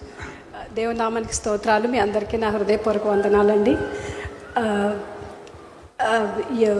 Corona time నుంచి జాన్ వెస్లీ గారు మాకు పరిచయం. ఒకళ్ళ ద్వారా యూట్యూబ్లో చూడడం స్టార్ట్ అయింది. అప్పటి వరకు మా హస్బెండ్ అస్సలు నమ్మేవాళ్ళు కాదు. మేము హిందూ కుటుంబం నుంచి వచ్చాము. అప్పటికే నేనైతే రక్షణ పొంది ఉన్నాను, దేవుని తెలుసుకుని ఉన్నాను. కానీ మా హస్బెండ్కి ఇష్టం ఉండదు. నేను అప్పుడు యూట్యూబ్ చూస్తూ ఉంటే somehow he got connected with your message. అప్పటి నుంచి అతను కూడా చూడడం, తర్వాత వేరే విజయవాడలో ఒక చర్చికి వెళ్ళేవాళ్ళం. ఇప్పుడు he's baptise now. Last year September 5th మీ బర్త్డే తర్వాత 5th బ్యాప్టిజం తీసుకున్నారు. జనరల్గా అంటే హిందూయిజం లాగానే స్నానం చేసినాక అతను మడిగుడ్డలతో అలాగా వెళ్ళి మోకరించి దేవుడికి ప్రేయర్ చేసుకొని బైబిల్ చదువుకుంటారు. మా హస్బెండ్ గురించి నేను ఒక గొప్ప సాక్ష్యం చెప్పగలన్నది only because of you sir. మా కుటుంబం మొత్తంలో only we are the believers. I mean దేవుని తెలుసుకున్నాము, ఇంకెవరు తెలుసుకోలేదు. కొన్ని కార్యక్రమంలో పాల్గొనవలసి వస్తుంది. మరి అది నాకు తెలుసు తప్పని, బట్ మీరు అందరూ తెలుసుకోవాలని please pray for us. Thank you all. Thank you. Madam గారు అయితే నేను మా అమ్మగారితో చెప్తా ఉంటా, సీతను పెట్టడం ఏంటే నా పేరు అని. ఎంత బాగా పిలుస్తారంటే నా పేరంటే I just started loving my name. Sita గారు అని మేడం గారు నాకైతే అంటే వీఆర్ వెరీ అన్ఫిట్ సార్. మీ ముందు అసలు నాకు తెలుసు నేనేంటో. Thank you very much for loving us. అంటే ఇంకా నేను మాటల్లో చెప్పలేను మిమ్మల్ని మేమెంత గౌరవిస్తామో, మిమ్మల్ని మేమెంత ప్రేమిస్తామో. మా పిల్లల కోసం ప్రేయర్ చేయండి. అది కావాలి ఇది కావాలని మేమైతే అడగము. దేవుడు ఎలా నడిపిస్తే మా పిల్లల్ని, మా అమ్మాయి బీటెక్ పాస్ అవుట్ 2025, మా అబ్బాయి ఇంకా బీటెక్ ఫైనల్ ఇయర్ చదువుతున్నాడు. మా పిల్లలు ఎలా అంటే మమ్మీ ఫోన్ చేసావంటే వాళ్ళ డాడీతో కొంచెం అటాచ్మెంట్ ఎక్కువ. మమ్మీ ఫోన్ చేస్తే తిన్నావా, ప్రేయర్ చేసుకున్నావా, సరే అని పెట్టేస్తారు డాడీ. మమ్మీతో మేము మాట్లాడమని చెప్తారు సార్. అలా మా పిల్లలు, వాళ్ళ గురించి దేవుని చిత్తంలో ఎలా జరగాలో అలా జరగాలి మా పిల్లల గురించి. అలాగే ప్రేయర్ చేస్తానని కూడా మీరు కూడా please pray for us sir. Thank you Sita గారు. వారు ఉన్న డిపార్ట్మెంట్లో దేవుడు ఇంకా మిమ్మల్ని ఉన్నతమైన స్థితికి తీసుకెళ్ళాలి. మిమ్మల్ని బట్టి మేము చాలా అతిశయపడే స్థానానికి దేవుడు మిమ్మల్ని తీసుకొచ్చిన గాక. ఆమేన్. Thank you so much. మన మధ్యలో శేఖర్ గారు ఉన్నారు. దయచేసి వారు కూడా క్లుప్తంగా ఒక చిన్న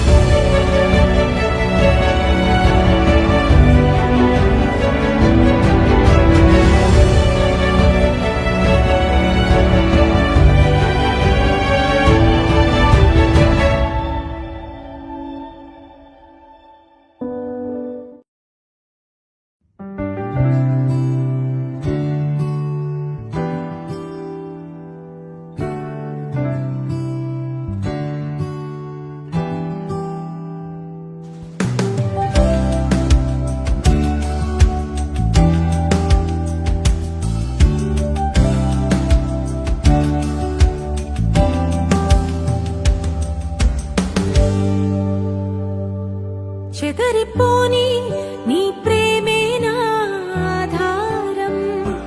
దేవుడు వారి కుటుంబాన్ని బహుగా దీవించును గాక. త్వరగా ఒక 4 పేర్లు పెట్టే కార్యక్రమం ఉంది. ఎవరు కంగారు పడకండి, చేద్దాం. ఎందుకంటే దేవుని మందిరంలో మన బాధ్యత అలాంటిది. రండి, లైన్లో వచ్చేయండి త్వరగా. First of all I would like to call upon Pradeepa and Kiran. Pradeepa and Kiran.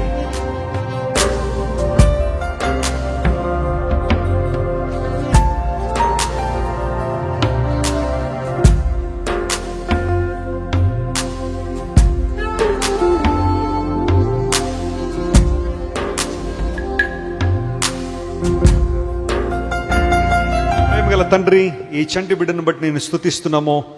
మంచి ఆరోగ్యం, దీర్ఘాయువు ఇవ్వండి. ఉన్నతమైన స్థితిలో బిడ్డ నిలబెట్టండి.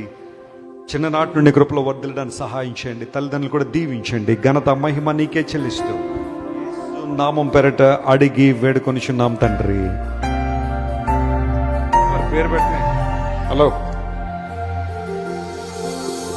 కుమార పరిశుద్ధాత్మ ఈ కుమారుడికి స్టాన్లీ రియాన్ అనే పేరు పెడుతున్నామో. దేవుడు బిడ్డను దీవించి ఆశీర్వదించుగా.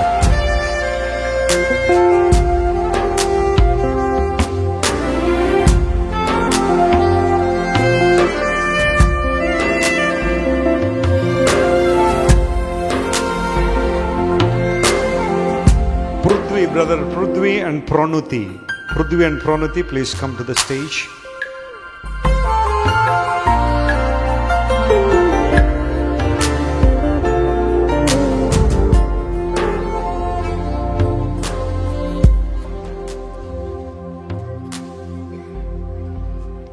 ప్రేమగల మా తండ్రి, ఈ చంటి బిడ్డని చేతిలో పెడుతున్నామో. ఈరోజు ఆ బిడ్డగా పేరు పెడుతుండగా పేరుతో జీవితం దయచేయండి, బలపరచండి. తల్లిదండ్రులు దీవించండి. మంచి ఆరోగ్యం, దీర్ఘాయువు ఇవ్వండి. యేసు నామం పేరట అడుగుచున్నాం తండ్రి. తండ్రి, కుమార పరిశుద్ధాత్మ నామంలో ఈ కుమార్తెకు ప్రశస్త అనే పేరు పెడుతున్నామో. దేవుడు వీళ్ళని దీవించింది.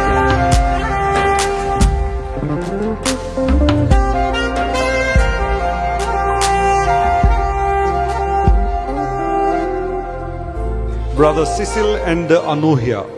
Brother Cecil and Anuhya, please come forward.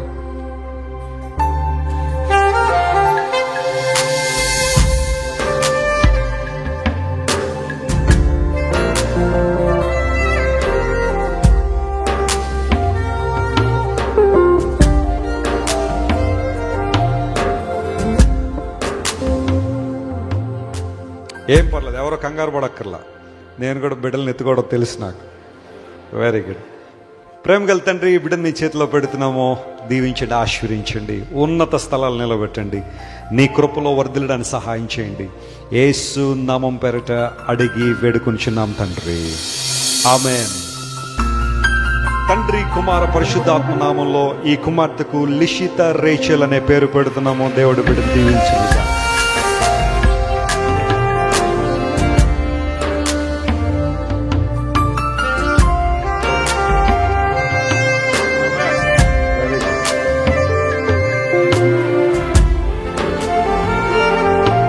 Brother Bhaskar and Mercy.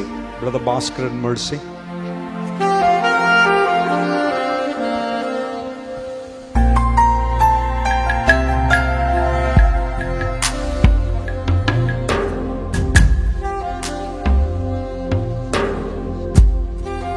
ప్రేమగల తండ్రి, కుమార్తె కొరకు ప్రార్థన చేస్తున్నాము. దీవించండి, ఆశీర్వదించండి. మా కుమార్తెలు నగరునికే చెక్కబడిన మూల స్తంభాల్లో ఉన్నారని వాక్యం రాయబడిన రీతిగా ఈ కుమార్తెను ప్రభువా నీ చేతులు సమర్పిస్తున్నాం. ఉన్నత స్థలాలు నిలబెట్టి అద్భుతాలు చేయండి. యేసు నామం పేరట అడుగుచున్నాం తండ్రి. తండ్రి, కుమార పరిశుద్ధాత్మ నామంలో ఈ కుమార్తెకు మీరా జస్రీన్ అనే పేరు పెడుతున్నామో. దేవుడు బిడ్డను దీవించింది గాక.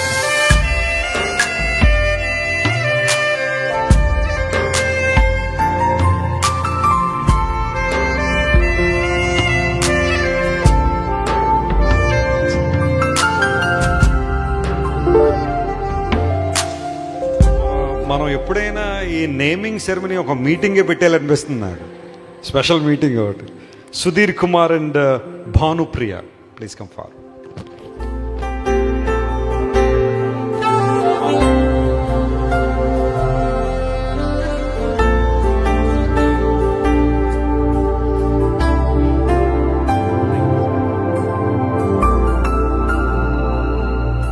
ప్రేమగల తండ్రి, కుమార్తెకు పేరు పెడుతుండగా కావాల్సిన దయచేయండి. నీ కృపలో స్థిరపరచబడ్డానికి సహాయం చేయండి. మంచి ఆరోగ్యం, దీర్ఘాయువు ఇవ్వండి. యేసు నామములో అడుగుచున్నాం తండ్రి. తండ్రి, కుమార, పరిశుద్ధాత్మ నామం పేరటి కుమార్తెకు షకీనా పరిమళ అనే పేరు పెడుతున్నామో దేవుడు దీవించునుగా.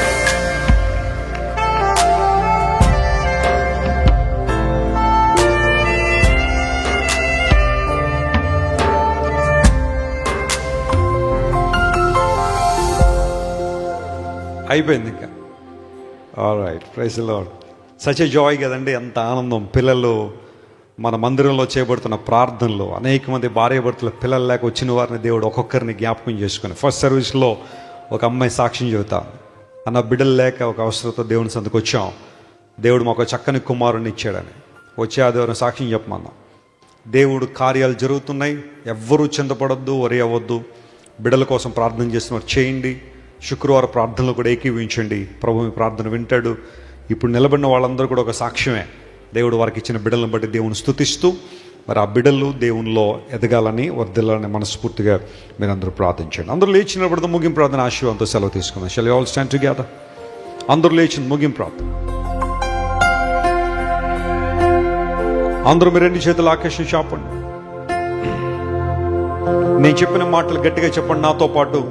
నేను చెప్పిన తర్వాత వీటిని రిపీట్ చేయండి. యేసులో నాకు రక్షణ ఉంది, స్వస్థత ఉంది, విడుదల ఉంది, సమృద్ధి ఉంది, నిత్య జీవం ఉంది, అభిషేకం ఉంది, నా కుటుంబానికి భద్రత ఉంది, అన్ని విషయాల్లో క్షేమం ఉంది.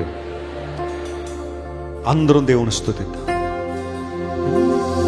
ఎంతో ప్రేమించి నాకయ్యే తెంచి ప్రాణము అర్పించితివే,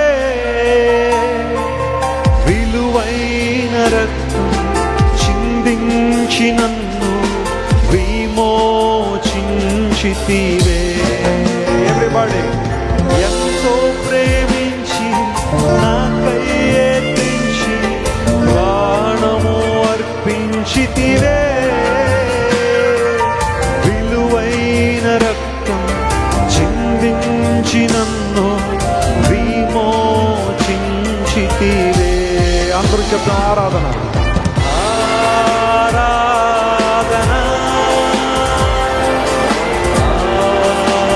ఆరాధన,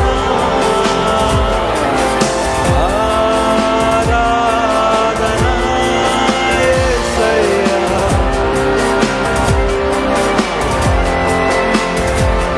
నా యేసు ప్రభునకే, ప్రియ యేసు ప్రభునకే, నా యేసు ప్రభునకే, ప్రియ యేసు ప్రభునకే. ప్రేమగల మా తండ్రి, గొప్ప దేవానికి వందనాలు. ఈ రెండు ఆరాధనలు ఇంతవరకు మీరు మాతో ఉండి, మాతో ముచ్చటించి, మా ఆరాధన స్వీకరించి ప్రభా, నీ సన్నిధిలో ఏమేమి ఉన్నాయో నేను సేవించే అనుభవం, నిజమైన సంతోషం, మా ప్రార్థనలు నీ సన్నిధికి చేరుతున్నాయనే ఆ మాట ద్వారా మా విశ్వాసాన్ని మీరు బలపరిచినందుకు నీకు స్తోత్రాలు. విన్న వాక్యం ప్రతి ఒక్కరిలో ఫలించినట్లుగా మీరు సహాయం చేయండి. ఈరోజు నీ మందిరంలో నిలబడిన ప్రతి ఒక్కరూ ఫలించే కొమ్మలుగా, ప్రవహించే ఊటలుగా, ప్రజ్వలించే జ్వాలలుగా మార్చబడుదురుగాక. హల్లెలూయా.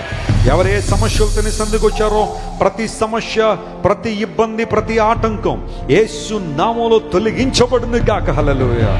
మా ప్రియులు నీ సన్నిధిలో ఏవైతే పలికారో, ఏ ప్రార్థనలు అయితే చేశారో వాటికి మీరు జవాబును అనుగ్రహించబోతున్నందుకు నీకు స్తోత్రాలయ్యా. ఎవరైతే యాంగ్జైటీలో, డిప్రెషన్లో ఉన్నారో యేసు నామములో వారికి విడుదల కలుగును గాక. ప్రతి అనారోగ్యము, ప్రతి ఇబ్బందికరమైన రోగము యేసు నామములో స్వస్థపరచబడును గాక. ఆర్థికంగా చితికిపోయిన వారు యేసు నామములో తిరిగి లేవనెత్తబడుదురు గాక. హల్లెలూయా.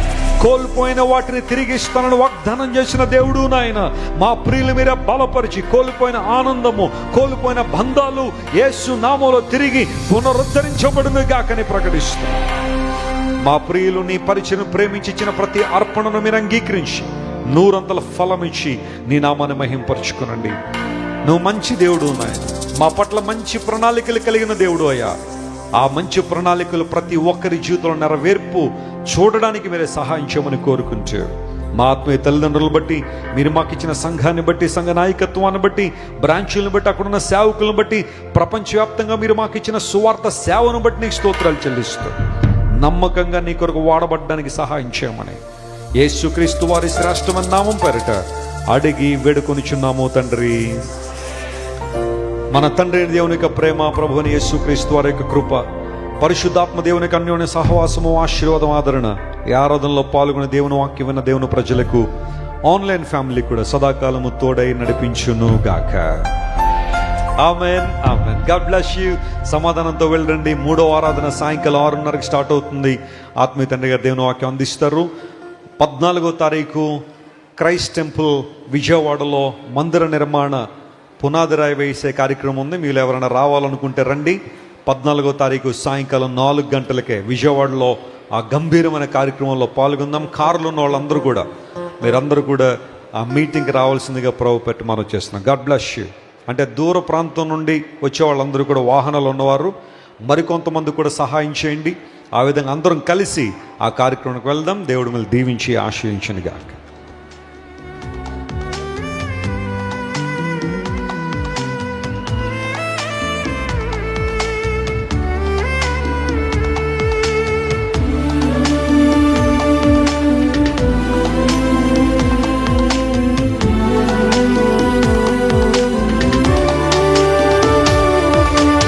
ఇదిగో దేవా నా జీవితం ఆపాదమస్తకం నీ